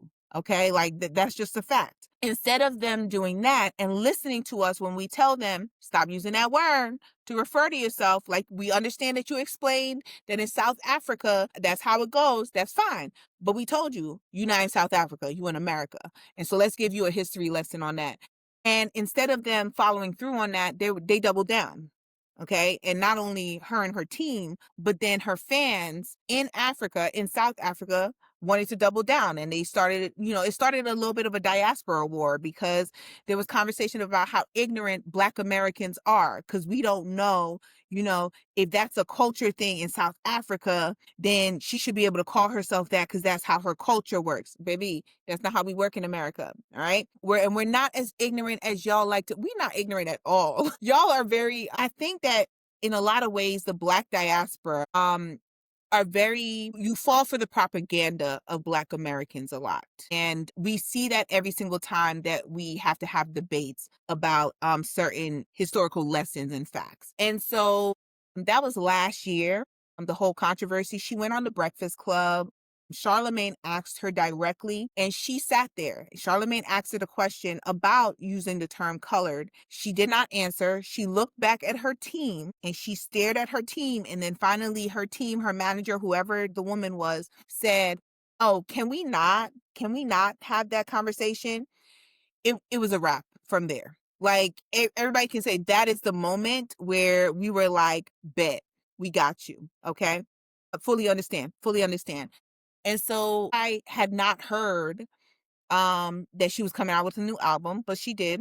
3,000 sold. Okay. It brings up the conversation again about the term colored, as well as the fact that when we told you how it works in America, how race works in America, not anywhere else in the world, but how race works in America, instead of you actually listening to us tell you how our culture and our country works with race, because we live here, we're bred here, like, this our space. Y'all want to bring in y'all own foreign idea of race and how y'all deal with race in your own country. It's not only the South Africans that got into the conversation, but then the Black British want to have their conversation. They want to put in their 2 cents So we beefing with into it. We ain't asked you for your cents, okay? We ain't asked you for your opinion, we beefing with the Black okay? British, but we love the Black Scottish. Yeah, full on, full on. Our cousins, baby, cousins. And so when they come into it, and it starts a whole nother diaspora war. Okay, we've been at war with the Black British for a minute now, because every single time we settle down and we be like, y'all, it's all love. Like, we love all of y'all. They want to come back in because they feel like we're not talking about them enough, right? And then they want to say like, oh, that's because y'all think you the center of attention. Let's be honest, Eddie. Let's be honest. We are the center of fucking attention. Knew it. I knew you were going. Like, isn't whatever y'all want to say, we influence every part of the world. Asia, Europe, Africa, South America, Latin America, Australia. That's us. That's us. Okay? We got this on lock. Okay? Every single thing that we create, y'all imitate. Is it imitate? Is that the correct word, Eddie? Y'all imitate. Okay? You got to acknowledge it. Okay? But here's the thing. We don't act like we're the center. Y'all are the ones that put us in the center and keep us there. Okay? Just want to put that out there. You put us in the center and you keep us there. Why? Because you're always imitating us. Okay? That's the reason why. And we always got to call y'all out when y'all want to talk crazy. Okay? And we got to let you know, this is the matriarch. Okay? We're the matriarch. And all the rest of y'all are the family members. Stop playing with us. Stop playing with us. Okay? And so she's learning. She's learning. Like, it was an absolute flop. And then the Black Americans was like, hold on now. We didn't talk about her. Like, after we realized that she wasn't gonna try to change her and her team, because I put it more on her team than her, because she was just following directions. When her team said, we not gonna switch up how we talking about race and how we refer to her and her race, we said, bet, we gonna step back. We good. And we said, y'all can buy her album. You can buy her songs.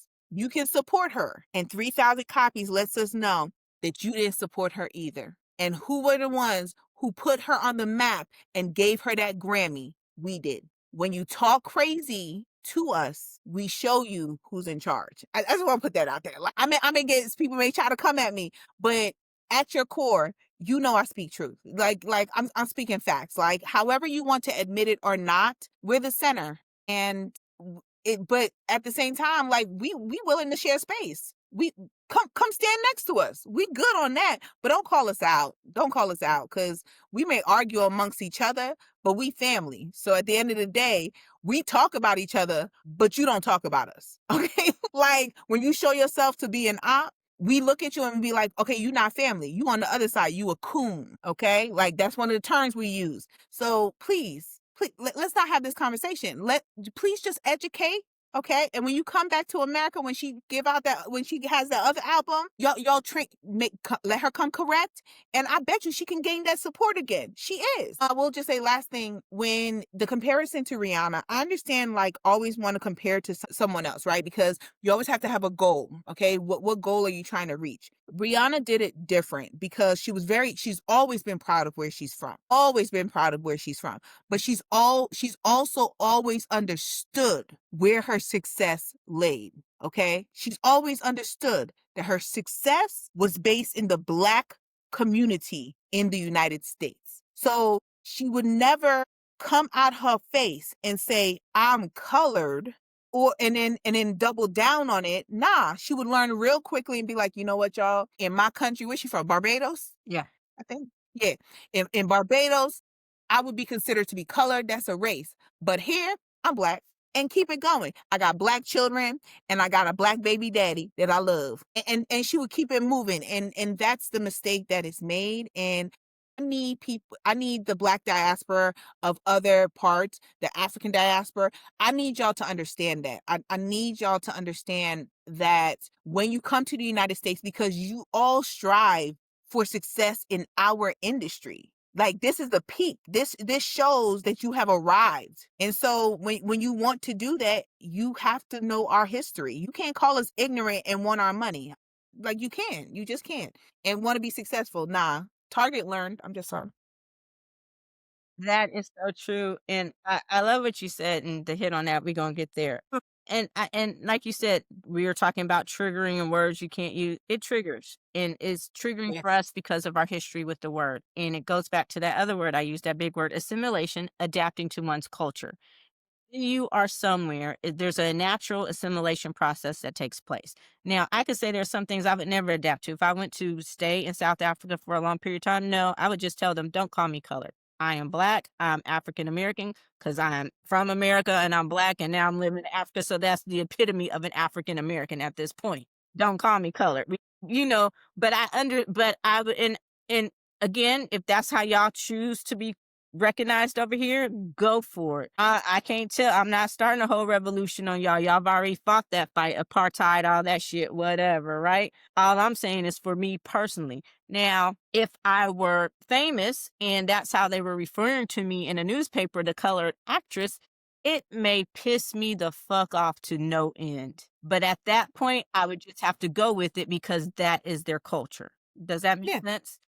It would piss me off. Now, personally, I could say in my country, I'm Black, I'm African American. I would prefer if you refer to me that way. But in the newspaper, I'm not going to call them up and keep saying this whole thing about don't call me colored. If that's how they refer, if that's what they do, I got to go with it, especially if I'm looking to earn their money. So the whole thing with Tyla is, like I said, I haven't listened to the full EP. And on the plus side, it was an EP, which is not a full album. So, you know, it may give her something to go retool with. Then, you know, maybe she will learn. But that's one thing about us at this point.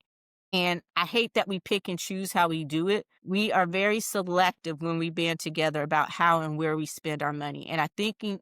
thinking more and more people are realizing how powerful we are. And before I get into that, it kind of goes, there is a story, there's a joke I saw. It wasn't even really, it was a joke on social media. Someone was like, I was trying to explain to my friend what K-pop was. I told him it was a bunch of Koreans cosplaying Casey and Jodeci and TLC. And if you've noticed this shift in K-pop has more of that R&B lean to it because they are Now. appealing more, and it's become more popular the more soulful it's become. Does that make sense? Hmm. It has It does. more of an I agree. international flavor, and it goes back to everybody wants our rhythm, but No way. they can't even begin to understand the blues. They don't want the blues, and it's like you can't cater to us and insult us at the same time. You can't Hmm. imitate us and insult us at the same time and think we're going to be okay with it. Like you said, what we allow earlier, you were talking about the British dude who said that we call each other the N word.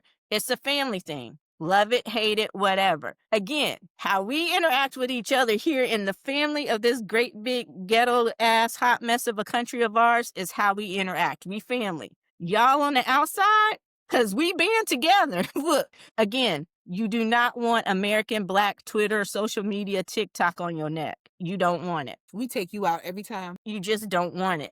But speaking of people that have learned, Target, Hmm. have they though? No. No, there was this whole big thing and people got excited because the Target CEO was resigning because the Mhm. company is in free fall. And, a lot of it started post-pandemic. Once the world opened up, I don't think these companies adjusted their prices back to normal, right? Now that we're hit in actual inflation and they have to raise their prices, they're not raising them from where they should be because, but also Target, that's part of the problem. The real problem is they fucked around, found out with the wrong people. Okay? As much as y'all would like to think that we of the chocolate variety were Wally World people, the majority of us were not Wally World people. Tarjay through and through. Target. We classed it up a little bit, added that French twist to it, okay? Yeah. Target. That is where we, for the most part, chose to spend our dollars. There are some things we would get from Wally World because, economical, some things you didn't mind having, but for the most part, it was Target. Till they jumped on the Cheetos. See, I've improved. I went from mango Mussolini to Cheeto. Okay. So since we jumped on Wait, I'm waiting for when you start just saying 47.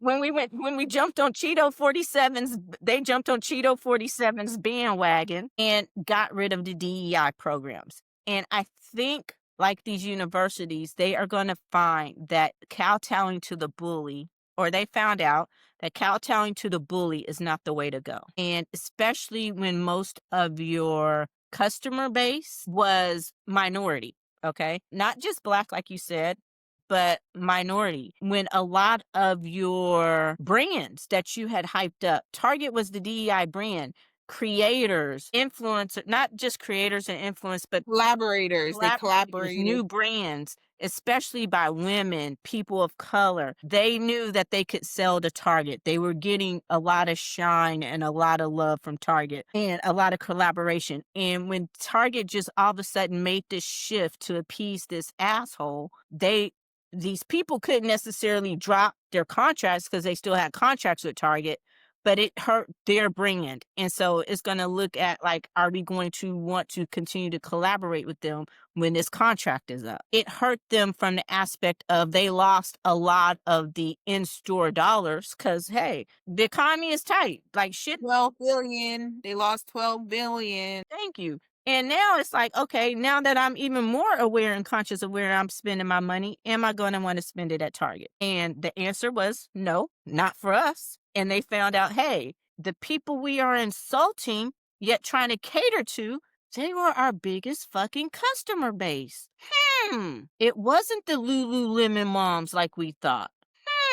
So the CEO, after years or a year of trying to deny this, left his position. Notice I didn't say resigned because newsflash, spoiler alert, he's still with the company. So this whole week of Target rebranding, figuring out how they can redo this and shift this, the person who was COO during all this whole fucking debacle, Chief Operating Mhm. Officer, meaning that they helped run the day-to-day of the company. They are now shifting to CEO, and the CEO is doing what? You said what's his new? He's gonna be the chairman of the board, I believe, is his new title, which is considered to be a promotion because he's gonna be making more money than he was. So So if selling up were a person, it would be the Target CEO. yeah, you just gotta be mediocre and you can be successful. I will say that I was a huge Target person. I didn't shop in Walmart. I went to Target. I drove an extra 15 minutes to get to Target, and I got a Walmart 5 minutes down the road from me. And I was still driving extra 15 minutes to get to the Target 20 minutes away. When you don't even wait for the paint to dry on who's entering the White House to say we're on board with this and we're going to completely shut down our DI, and we're no longer going to promote diversity, when you literally, like, that was your brand. Like, that's the disappointment. People who say, how come y'all didn't boycott Walmart? It's because we always knew who Walmart was. It was never a secret about who Walmart was as a company. So when you shop there, you knew who you were shopping with. Okay. The thing is, the shift is that with Target, Target promoted itself, especially after 2020, especially they were very successful in the shift to diversity and telling the Black community, we're all in. We're all in. And you would go to Target. I know I would go to Target and Target would tell me what I needed. Okay. Like I didn't go in with a list. Okay. I walked into Target and then Target would let me know what I needed to walk out with. Okay. So boycotting it, I said, I haven't been into Target since the boycott started. I will never go, like, I wouldn't even go for the bathroom or anything. Like, I'm gonna make it to another place where I can go to the bathroom. I don't shop in Target. And the reason why is because you got to learn $12 billion. All right. Not realizing, because it's not only, it definitely is spearheaded by the Black community and understanding how much money. And it's people, the danger of, and what Target didn't realize is Target had a stereotypical viewpoint of the Black community. And they have the same stereotype that a lot of people do. And they really think that Black people are poor, that none of us have money. Okay. None of us like nice things. All right. None of us want things that last. Like we want to go cheap, cheap, cheap. No, we're not. Okay. A lot of us live in the suburbs. Okay. A lot of us like nice things. Okay. And we can afford it. And that's where Target went wrong. They fell into the trap of what is sold on Fox News and everything about the Black community. How we're ghetto, where, we live in the projects and where we're extremely poor. And you feeling the brunt of it because you've come to realize, yo, they spend money. Like this boycott is crazy. But I just want to say, by not actually firing him, and then also by hiring from within for the people who was there, lets me know you have not learned your lesson yet. You are going to ride this out. And the reason why is because they're looking for fatigue. And we got to stay on track. Nothing should be purchased from Target. I don't care what they have. I don't care how much more money you have to spend. They have to continue to feel it because they're trying to wait us out. That's their goal. They're trying to wait us out and hope that we'll come back. And they're saying, look, 6 months went in. They're not back yet. Give them a year. Give them a year and a half. But we're going to make that 12 billion back because they're going to come back when they're sick and tired of driving that extra distance, when they're sick and tired of paying those extra money, when they're sick and tired of going to Walmart where, you know how Walmart looks. Okay. And they're sick and tired of going to, a store where they don't feel safe, or they look around and they don't feel like it's their type of people that shop in those stores. No, baby, I'm gonna continue. I needed real quick. I had a story. My ironing board broke, and I have gotten my last 3 ironing boards from Target. And so my ironing board breaks, and I'm like, my gosh. So I go onto Amazon because that's another thing. I always knew what Amazon was. I don't shop as much as I used to, but still get a couple things there. Expensive, like up the wazoo on like how much an ironing board. I'm like, oh my God, like I need an ironing board because I'm trying to like work with this broken one and it's not going the way that I think. And I'm like, where am I going to go? And I really didn't want to go to Walmart. I didn't want to go to Walmart. And finally, I was just like, I refuse to go to Target. So even though I'm not a fan of Walmart, I don't like Walmart, I don't like the company, I avoid going there. I go there like maybe once every couple months. The last time I was there was in May. And the only reason why is because I had a friend who came to visit and she was like, I just need somewhere close to go real quick. And I ended up going to Walmart to get my ironing board. I got my last 3 from Target. I refused. I worked with that broken ironing board for 2 weeks before I broke down and had to go buy a new one. And I went to Walmart and I gave Walmart my money because I said it would be a day in hell before I go back to that Target. Okay. Like, absolutely not. Like you will never see me again. Step foot. Other people, y'all can be a little wishy washy, but me, He's not doing it. I'm here for life. I'm here for life. I'm never. You will never get a dime from me again. I don't care what you selling and how cheap it is. I will say I have for the most part been faithful. I'm not gonna say I have not stepped foot in a Target, that would be a lie, but every time I do, I slap myself and and if it's something, because there's some things I'm trying to build a brand here, getting into hair care. There's some things that I needed that I couldn't get from somewhere else, and I'm like, Okay. I was like, "Does the drive-through count?" But, trying to rationalize, but I get it. I don't because it's an insult. And so I was excited because, I was a religious Tarjay shopper. Yeah, every week. Yeah, so it was just like, okay. And I was excited on the face of what I heard. New CEO read the story, the first initial story about the branding and how they're going to try to rebrand and how they want to they didn't say it so much because, it's become one of those ugly words, diversity, equity, which she explained perfectly for you guys. And inclusion. And inclusion means everybody is included. Everyone has an opportunity. It has become a boogeyman word, right? Because Cheeto 47 said so. And he can't even spell or tell you what any of them mean. He probably can't even spell DEI, but that's neither here nor there at this moment. So I was excited. And then when you read and you see it first on social media, and like I told y'all, social media is a great source, but go check your sources. So I checked. New York Times is reporting the same thing. He's not really leaving. So it's like you're playing in my fucking face. So now I see now so on top of that, you've lied. And if you look at the companies that have continued, that stood in the face of this bully and continued their DEI programs, they are experiencing record-breaking sales. Costco, people are, because they stood HEB. HEB. They stood tall on what they believed in. And that's what people want. It's not just everybody wants to feel seen. Everybody wants to feel heard. Everybody wants an opportunity to get their foot in the door. And not only for us as the consumers, because when that happened, we had an immediate choice. I feel bad for the fucking collaborators that were blindsided by your decision who had no way out and who know they will have a way out because of the contract that they had signed, right? And so hearing this, you think, oh, it's great, but the rebrand is not a rebrand. It's going to be more of the same because they're just going to, excuse me, maybe tone it down a little bit, or I don't know how they're going to do it, but it made it seem like in the initial articles that they were going to try to bring back and improve some of those programs that they had let fall by the wayside. I don't know if I see that happening now. So yeah. Speaking of rebrand, MSNBC for a long time, they have been trying. There's a split between them and Comcast, which owns NBC. I think that split is finalized. MSNBC, if I'm not mistaken, has been sold. They're rebranding to MS Now, News Opinion World. My gosh. Fox News Light. Girl, I'm like, what the fuck is this? Like, you couldn't have paid you couldn't have paid NBC a licensing fee to use, or if you wanted a complete cut, you couldn't have found a different, it's lazy and it's horrible. And I want to know who y'all tested this with, because obviously it was Chat GPT and you just got tired.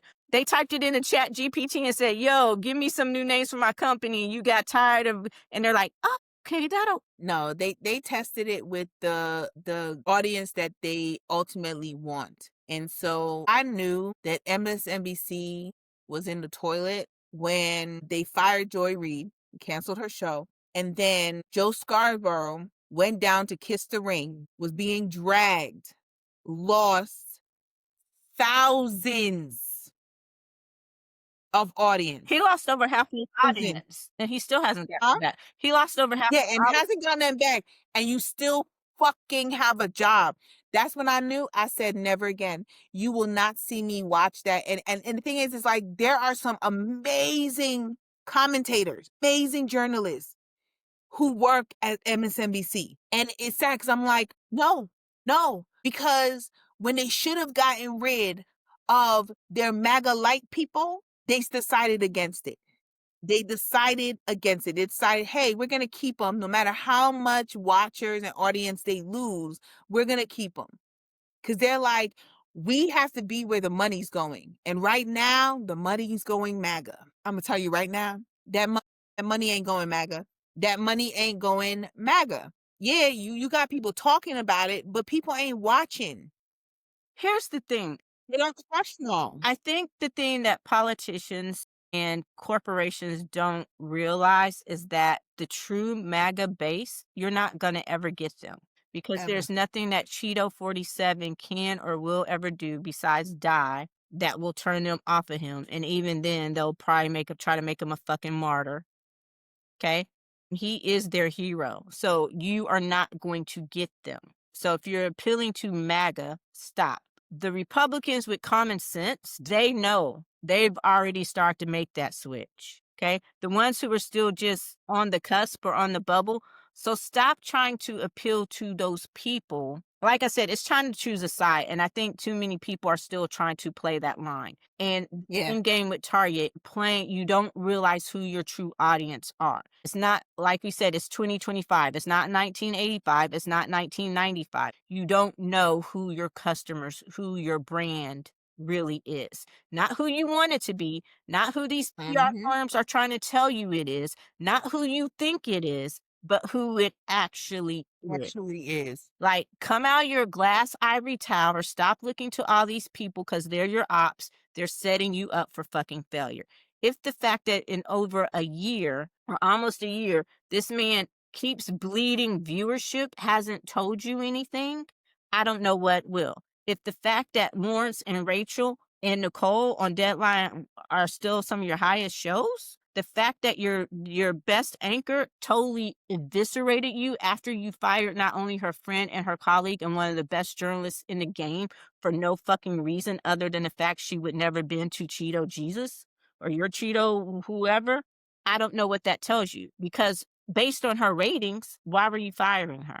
Because you were listening to the echosphere on the X machine, which we know is, so we'll see how that rebrand works. And I'm with you. I honestly, sometimes I'll watch Lawrence, but usually by then I'm falling asleep. But on Mondays, I just watch Rachel, and that is it. Like, But yeah, I used to watch it a lot, and then the Joy Reid, the Joe thing, the Joy Reid firing had me. First, when they fired, what was her name? The one on the week, Tiffany Cross. Tiffany Cross. That had me feeling a certain kind of way. Okay. Yep. And then Joy got her show. It's like, okay. And so yeah, it's just, it's bad. So the rebranding, the MS Now, whatever is horrible. Just the way you see them rebranding the network is horrible. And I keep asking myself, how long before Rachel and Lawrence jump ship? Because when Maddow leaves, it's over. They lose her, it's Well, over. that's the reason why they work with her schedule, and they give her whatever she wants, and the reason why is because she's one of the only anchors on that channel that has power because her numbers continue to increase and it stays steady. And I feel like Rachel is the counter to Joe in the morning. Joe's the morning, Rachel is in the evening in the counter to it, and it goes towards proving that they keep trying to toe the line. They keep trying to balance themselves on the clothesline, and it's not working. But they're going full there, and that's why I tell people now. I said, I work on my algorithm in social media, and part of the reason why I do that, and I'll reset it, I make sure to follow certain people. I watch their videos multiple times. I like it so I can have more videos like that. And the reason why is because you can no longer trust news media.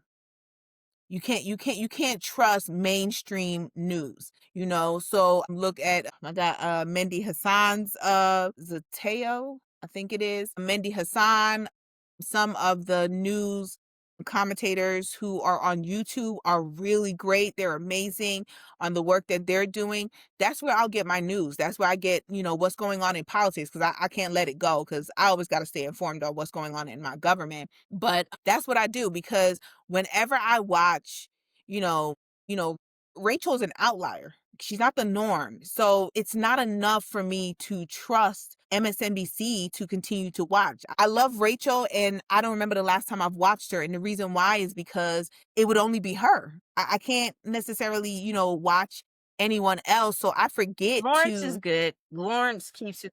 but he's late. He like it's past my bedtime by that point. But Rachel's like right there at the bedtime, right? Yeah. But because I can't watch anything beforehand and really like enjoy it, I don't watch Rachel. I don't get to the point where I'm watching Rachel, I'm gonna turn on the TV, because normally when I used to watch MSNBC is because I would watch back to back to back, like everybody.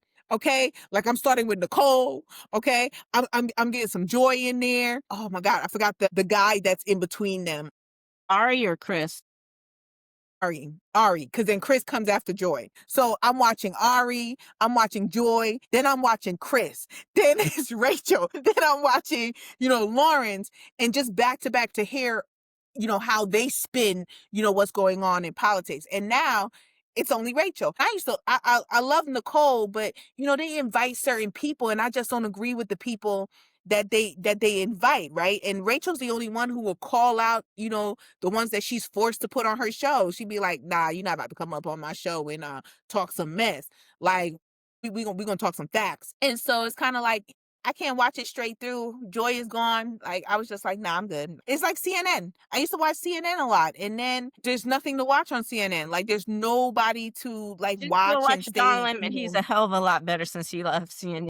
Yeah, because he don't have chains on him no more, Yeah. right? Like, he's more free, to say. I just want to say Joy Reid has launched her own channel.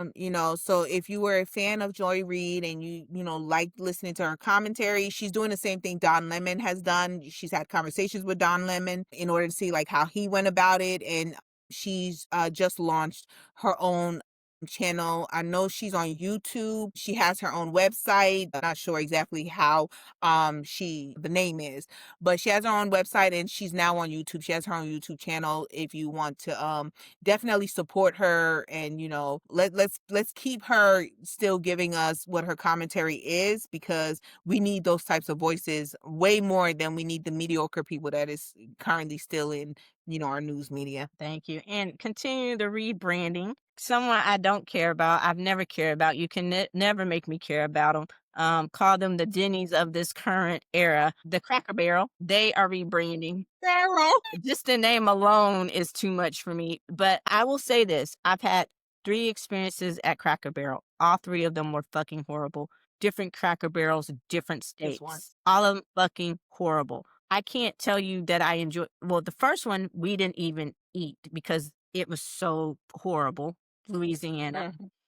I think another one was here locally. I couldn't even enjoy the food because it was fucking horrible. The third one, South Carolina.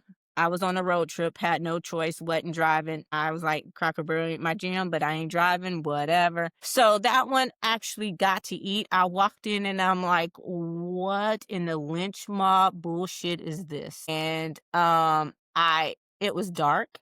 It smelled musty. So you know who my mama is, right? And you know her thing about whenever she goes to a restaurant, it's the ambiance. If the ambiance is off, my mom will grab her purse, do that, that meme or that GIF with the Anna Elise Keaton. Let's go. Mhm. She would grab her purse and get, hey, there is Sting. They know she is all about the ambiance. The ambiance was off and the food it was horrible. I did not enjoy it. That's the first time. It wasn't there. It was the first time I ever ate at Cracker Barrel and the last. And so, they say third time's a charm. And it's just, they have a reputation for not being friendly to my people, but a lot of our people like Cracker Barrel. Go figure. A lot of people. I ain't never met one of our people that like Cracker Barrel. How do you eat in Cracker Barrel? Like, that just lets you know where you at. Like, I went there one time when I first came down to Texas. You know what? You right. Some of our people do like to eat there because our people were the ones who took me there. And we went to Cracker Barrel and they were like, "Oh, you ever been here?" And I said, "No." And now, granted, just came from the north. Okay, we can be a little disrespectful towards, redneck stuff and everything like that, okay? Because it just proves our point on the South. And so I was like, no. So we went in there, and I'm not a buffet fan. I used to do it when I was younger, but when I was able to now afford my own food, I tried to avoid doing buffet, right?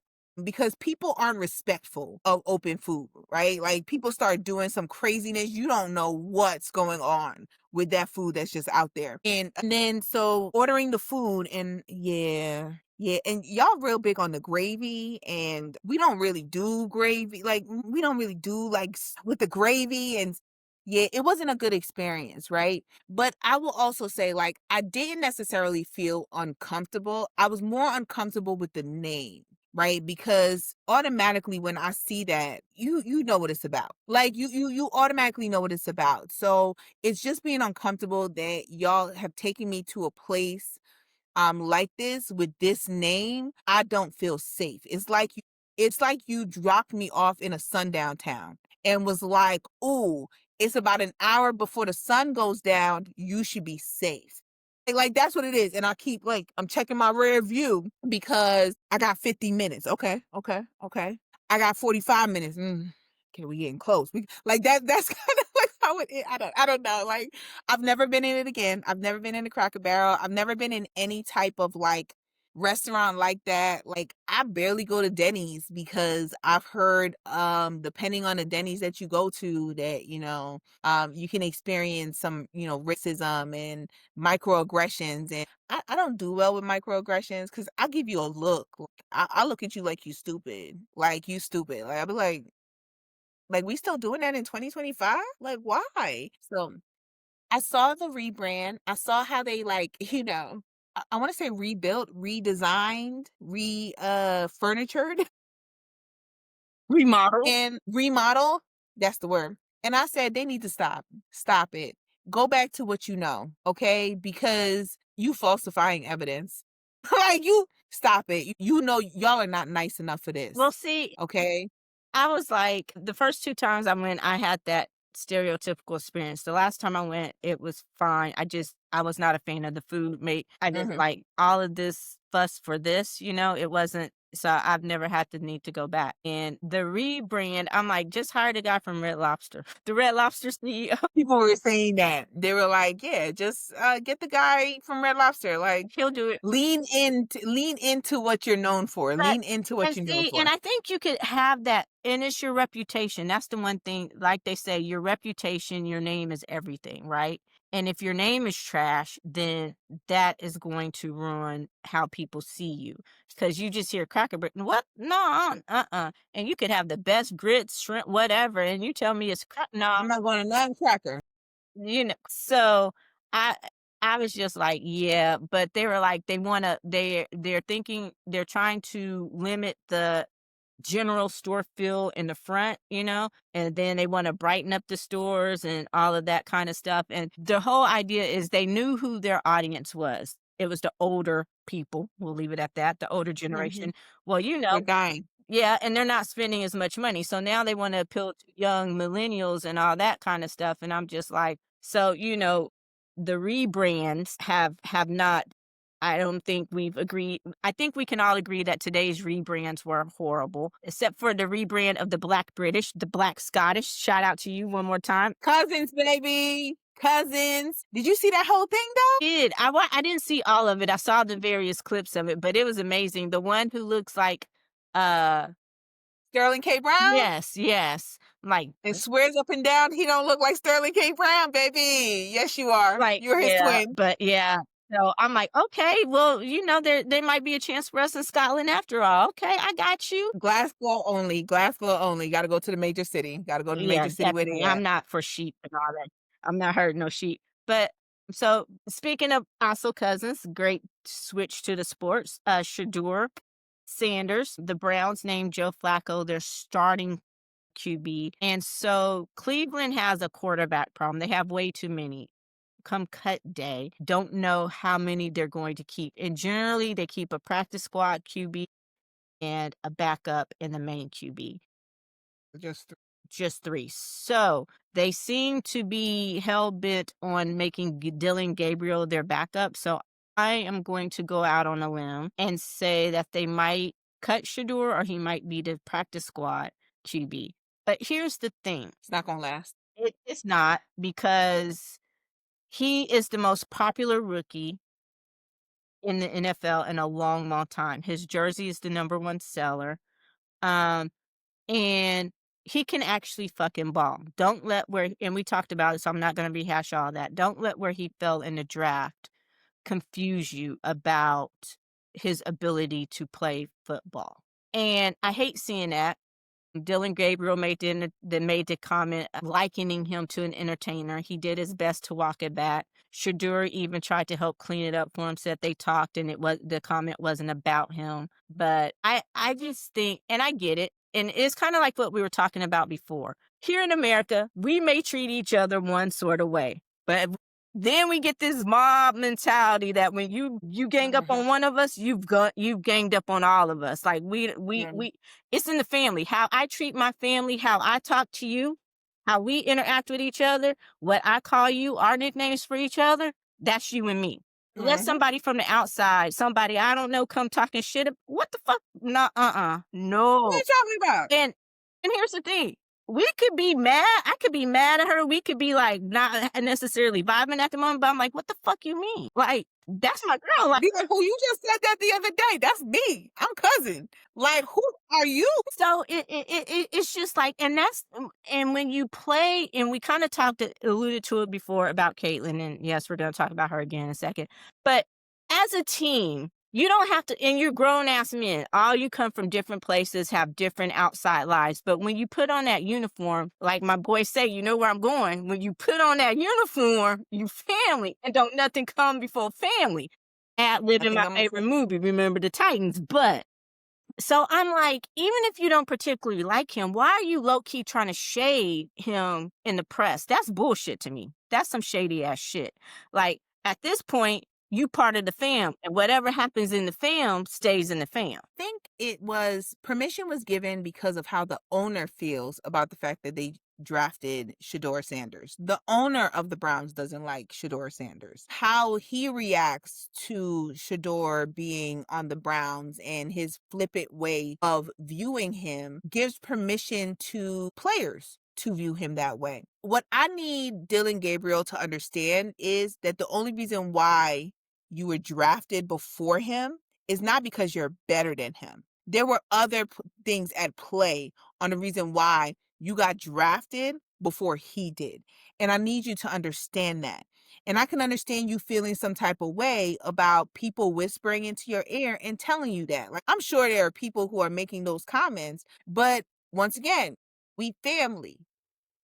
Like, we on the same team. If I go down, you go down with me. And I'll tell you right now, I'm landing on cushion. You landing on the ground. I need you to understand what your position really is. And so, even as I think that the Browns do not have a choice in keeping him on the Browns. They got to do something because, they're the Browns. And so I think keeping him, I think it's only a matter of time before, not to say he's not already, before he outshines Dylan Gabriel. Like, it's only a matter of time before they're going to have to give him an opportunity. Why? Because in his first game, when they had him play, what was it? 8 million, I believe, is who watched, him start. In preseason. Okay. In a preseason. In a preseason game, right? Then the second game, they were like, okay, we're going to bench him. Okay. They started out 3 million people less watching the game when they said that they were not starting Shador Sanders, and then started bleeding viewers when the viewers realized that they were not even going to put him on the field in the game at all. So they lost 3 million at bat at the beginning, and then lost more after people got tired of waiting for Shador Sanders to get onto the field. So you need to understand that you got to play the game, the marketing game, and your best marketing is Shador Sanders. Like that's just how it goes. And he's not a bad player. I don't watch sports. I mean, I like catch clips and everything, but I'm like, he's not a bad player. Like, can y'all do something? I But don't I have know. a question. Is this the same owner that paid Deshaun Watson? Yes, that Yeah, Deshaun Watson out the fucking ass. You don't like Shador, but you gonna pay Deshaun Watson with his shady ass history. after All he that had his bush scandal. after all that after all the Yeah. scandalous stuff came out. Mhm. And I'm just gonna say where there's smoke, there's fire. Not gonna say the whole house was burning, but parts of it was burning. Okay. Yep. So you gonna give Deshaun, who unfortunately, karma, call it what you want, karma, whatever, has not played nary a snap. Like maybe a couple of games at most for you since you gave him that contract, mostly guaranteed, and you trying to make it make sense. Like the NFL, and and I think we've talked about before, like, I'm very good at compartmentalizing, right? I have to put the ownership aside sometimes because when I think about decrepit grandpa Jerry Jones and the way he's doing Michael Parsons and the NFL as a whole and this That and this I be up on some things, Eddie. and this good old boys club, it pisses me off and it makes me not wanna watch, but I love football, okay? I love football, so I try to watch for the teams, the people that I like, the guys, and when they get paid, I don't care if it's the quarterback. Most of the time, unless you're a Bosa brother and you get paid, I'm for it because I'm like, I know how shitty the NFL and their contracts are. So I'm like, get your money, okay? Get your That's why I'm on Micah's side all the way. Besides the fact it's Jerry fucking Jones, I'm on Micah Parsons' side. Team Micah all the way. Get your money, Mhm. okay? And as disrespectful as Jerry is being towards him, like he owes him something like that. How do I say this? That 60s Little Rock patriarchal view, if you know, you know. Okay. That's the view that he's taken with his boys on the Cowboys. And like he should be grateful, like he owes me. Like it's just disgusting. And I could go off on a tangent. But and just keeping it up today because we're live. Shador did not play very well today. He was, and I want to know, like, he was sacked 5 times. And I want to know, and a lot of times when you're sacked, and I didn't watch the game, so I can't tell you, it has to do with your O line. So it brings up some questions and the conspiracist in me comes out, and I don't like being all conspiracy theory, but just makes you think how unfortunate it is to feel like the fix is in for this young man and they're not really willing to give him a chance to see what is hype and what is real. You know he's a good Mhm. player. Is he really good enough to be a starting quarterback in the NFL on a good elite team? Is he a good enough quarterback to take a team from here, where the Browns are, to here and grow with them each week? Because it's not just a quarterback, you need the players around him, right? But so it's just like, who's going to give him the chance to see where he really is, how high the star really shines, or how Help yeah, him grow yeah, how as a high player. the star really shines away from this stuff. But on the football field, what is his level on the football field? That's what I want Mhm. to know. So I'm hoping he will get the chance. Speaking of football, you can answer this question. This is more just a common sense hypothetical, okay? Don't you're like football, me? Because when you said speaking of football, you know you okay. Go ahead. Go ahead. I'm waiting. So next week kicks off officially. Like they have the Irish game today. 2 teams played in Ireland. They don't count. They were ranked, but they don't count. Okay, I don't care about them. But so the number 1 team in the country, Hook 'em Horns, UT. Okay, I still ride or die with Notre Dame, but I love me some UT. Go Horns. Is playing the number 3 country, Ohio State, next week to kick off the college football season. That's number 1, number 3. If you were the scheduler for this game, what time would you have them playing? Prime time. Why the fuck are they playing at 11 a.m.? Number 1 versus number 3 at 11 o'clock in the morning. A Saturday? A Saturday. It'd be prime time, right? Because it would be the viewership would be there because people run errands on Saturday morning. So You could flex if that. you want the most people, You could flex that yeah, game. Like, I yeah, understand when you or even like afternoon at least, like late afternoon would be yeah, fine. make it Yeah, the 2 o'clock or the 3:30 game. yeah, Like, you could yeah, flex right that around game. there. I understand when you scheduled it, you didn't necessarily know that they would have been, because college football schedules are done years in advance, believe it or not, right? But when you schedule it, you flex that game. Okay, thank you. That just lets me know I'm not going completely crazy in my outrage. I'll watch it, but I just think it's stupid as hell. Okay. And Feel then you. so here's the thing. We both love the W.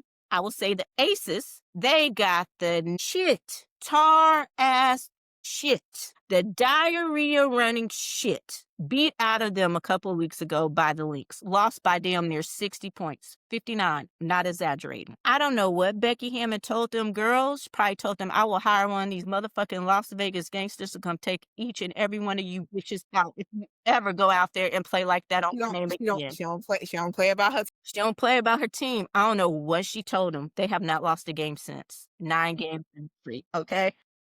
She said she gave them the I wish you would lose another one. Like, I wish you would. And when people say, I wish you would, they don't want you to. Don't do it. Don't do. Don't do it. Don't do it. And Becky ain't an ordinary. She ain't a Becky. Let me put it that way. Well, it's kind of like that time they were the Aces played against the Fever, and Asia Wilson was having a horrible game. First half is her shoot like her shots weren't like it just wasn't going for her. And she started to play worse because she started to get down on herself. Right? She started to lose her confidence. You could clearly see she was losing her confidence as she's playing because she just was not doing it. And we also don't know what was said to her in the locker room. Okay. But whatever was said to her, I feel like part of what was said to her was, you are Asia fucking Wilson. And you need to go out there and show them who you are. You are the face of this league. It don't matter what they try to tell you. Okay. Nobody else is the face of this league but Asia Wilson.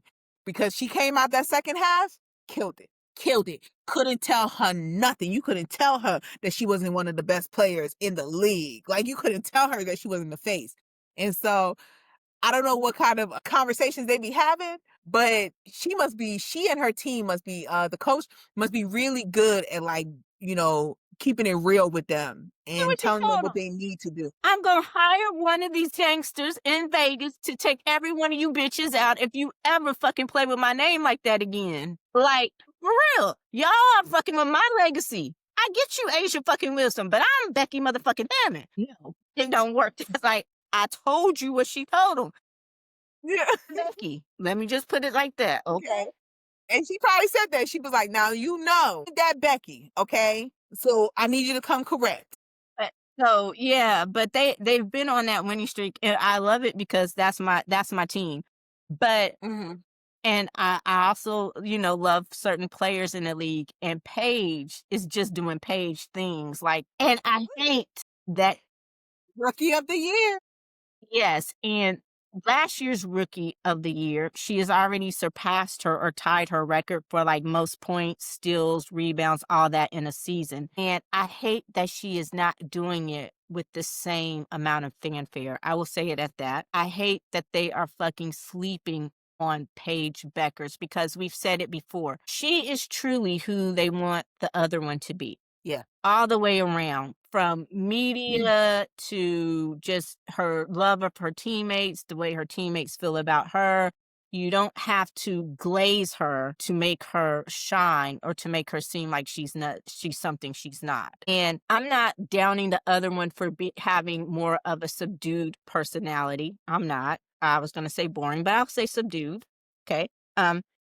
Paige is also just more personable to me, more likable as a person personally. Like I said, you can't hate on the other one's game, but I would not call myself a fan. I would just tell you she's a hell of a baller. And if you say she's not, then you're fucking stupid because she is. But to me, Paige just is the full package. And it broke my heart the other night that she dropped 44 and they still ended up losing. But and 1 point. By 1 point. 1 point. Like, yeah. And that's what I want to say is I just think I love that you're realizing, and I appreciate, I do. I have to give the other one credit for bringing more eyeballs to the game of women's basketball, helping, but she's not the whole reason for expansion. And the way they're expanding teams, because the Valkyrie, an expansion team, they're balling out of control. Their head coach came out of Becky's coaching wheel. She was her assistant last year. But, so I just wish that Paige was getting the love that she deserved. I feel like she's not. And maybe just because it was so over the top. Let me ask you this. Am I imagining that she's not getting? I mean, I know she gets appreciation, but am I imagining she's not getting the accolades or the attention that she deserves, especially for breaking or tying that record? Like, it would have just seemed like it would be more of a to-do because it was a big accomplishment, Think that Paige is getting attention from the WNBA, from the fans of the game. She's getting attention from fans of what do they just call the University of Connecticut? Do they just call it Connecticut? They're Huskies. Huskies. Okay. From fans of the Huskies, right? So she's getting attention from that. I think the difference is that while there are new viewers of the WNBA last year. Okay, off of Caitlyn. The viewers is love 'em or hate 'em, right? Like, they on the fence of like what type of, because they're Caitlyn fans, they're not fans of the W. That's how I say it. The a lot of them they're fans of Caitlyn Clark. They're not fans of the W. Okay, Okay. that's fair. When it comes to Paige, they're fans of the W. Okay. They're watching the games and they're seeing how amazing she is. All right. And what makes it even, better is she's amazing on a sucky team, on a horrible team, right? Just you with your 44, just you, 44? You're literally carrying that team as a rookie. I also want to say on her on just how Caitlyn gets a lot of attention for 3-pointers. Okay. Nobody's giving attention to Paige for the fact of that she has a better completion rate when it comes to 3-pointers than Caitlyn Clark. There's no fanfare. And I think it's because the fans that were brought in are not the fans that Paige wants. Like, that's not the attention that she wants either. She's not getting the attention because she's not controversial. The reason why is because she cousin. Like she family. And so because she's family, she's getting attention from family. She's not getting attention from the outsiders, right? And just from, viewing how she is, I would say she's okay with that. I think. And I get it.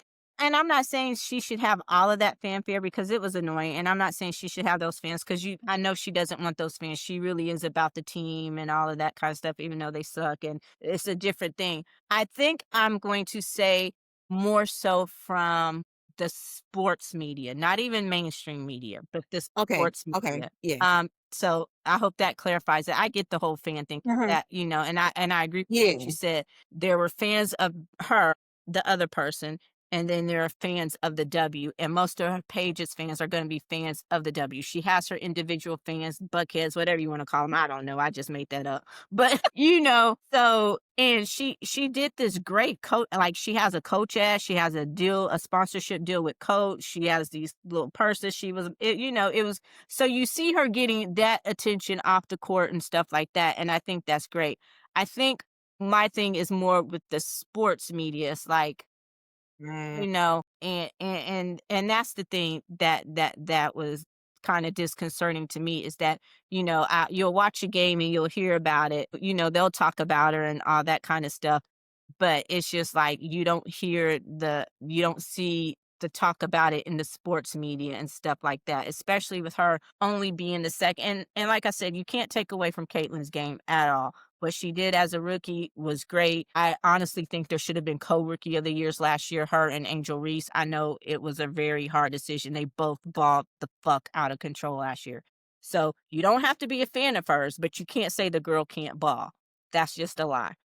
But for Paige to be the person to break her record so far or tie her, and the season's not even over, so she's going to break the record. I think that you should hear more about it than just a blurb that I found somewhere from Bleacher Report on Twitter. His mama named it Twitter. I'm gonna keep calling it Twitter till the day it dies. Okay, so that type of thing. So that's what I mean. But yeah, I love Paige Beckers. When she went to Dallas, I was like, damn, Enrique gets some help, but Dallas don't, because Dallas suck. Paige ain't getting no help. Yeah. Like, even they just traded one of my other favorite players, Dejanay Carrington. She was on the Wings as well, and they just traded her. I forget where they traded her to. Hopefully, is where her longtime girlfriend is, because they were on the team for like a month and then her girlfriend got traded. And then so maybe they'll be closer. But I will also say that last year, the reason why I think that they don't talk about Paige is because there's no drama with her. She don't have a rival. There's nobody that is against her. Okay. Like, last year, we had a lot of rookies that came into the league, right? But there's only two that people talked about, and they talked about it because of So a major event that happened, right? Between them. And so Angel Reese and Caitlin Clark's name were put out there because of the fact of right. They were creating a rivalry. I'm not to say that they're rivals. They were created. I'm to say that the media was creating a rivalry between them. There's no rivalry and no drama with Paige Beckers. Everybody knew that from the jump. Like even when people talked about her when she was still in college, and the conversation would be like, "She cool, she family," like kind of thing, right? Like no issue right there. And so I think that's reason why she's not getting attention in the media because the media has become too sensationalized. Even sports media is all about drama, and there's no drama with Paige. There's no drama whatsoever, and so they're not going to give her the attention that she deserves because they can't sensationalize what she's doing, and they can't. They also can't pit her against Caitlin Clark because she doesn't have the personality for it. You know, she Okay, was shut up, you know. yeah, she doesn't have the persona, she doesn't have the personality to be pitted against Caitlin Clark. So, and the fact that she's going to surpass Caitlin is also not going to be talked about, right? Because then if she surpasses and they talk about it, that brings up a whole different conversation and they don't want to have that A conversation rookie because then it record takes that attention. only stood a year. Like, Yeah, yeah. and that's the thing. You can't sensationalize that, right? I honestly I think that's the reason why she doesn't get media attention. There's no way of sensationalizing The once in a Paige Becker. lifetime and Ye it does something to your narrative that as good as she is, she may not be that generational once in a lifetime. She's not the GOAT. She's not. So she was great. She was great last year. And I think that's another reason why, going off of what you just said, is because they hyped up, right? Last year, like they hyped her up. And so they made it seem like she was the GOAT, right? Greatest of all time. Paige comes in and kills that narrative. Okay. It just says that she was great. Not to say she's not a great player, because I agree with you. I'm not a fan. I'd say from the jump. Everybody know I'm not a fan, but I can't deny that she knows how to play. She wouldn't be in the league and she wouldn't have got the attention that she got if she didn't know how to play, if she wasn't a great player. Okay. Because there's only but so many slots. You got to be a great player to keep your spot, right? But she lasted a year and Paige comes in, and now it would be another conversation of another GOAT because Paige is killing it. Like she's balling out of control.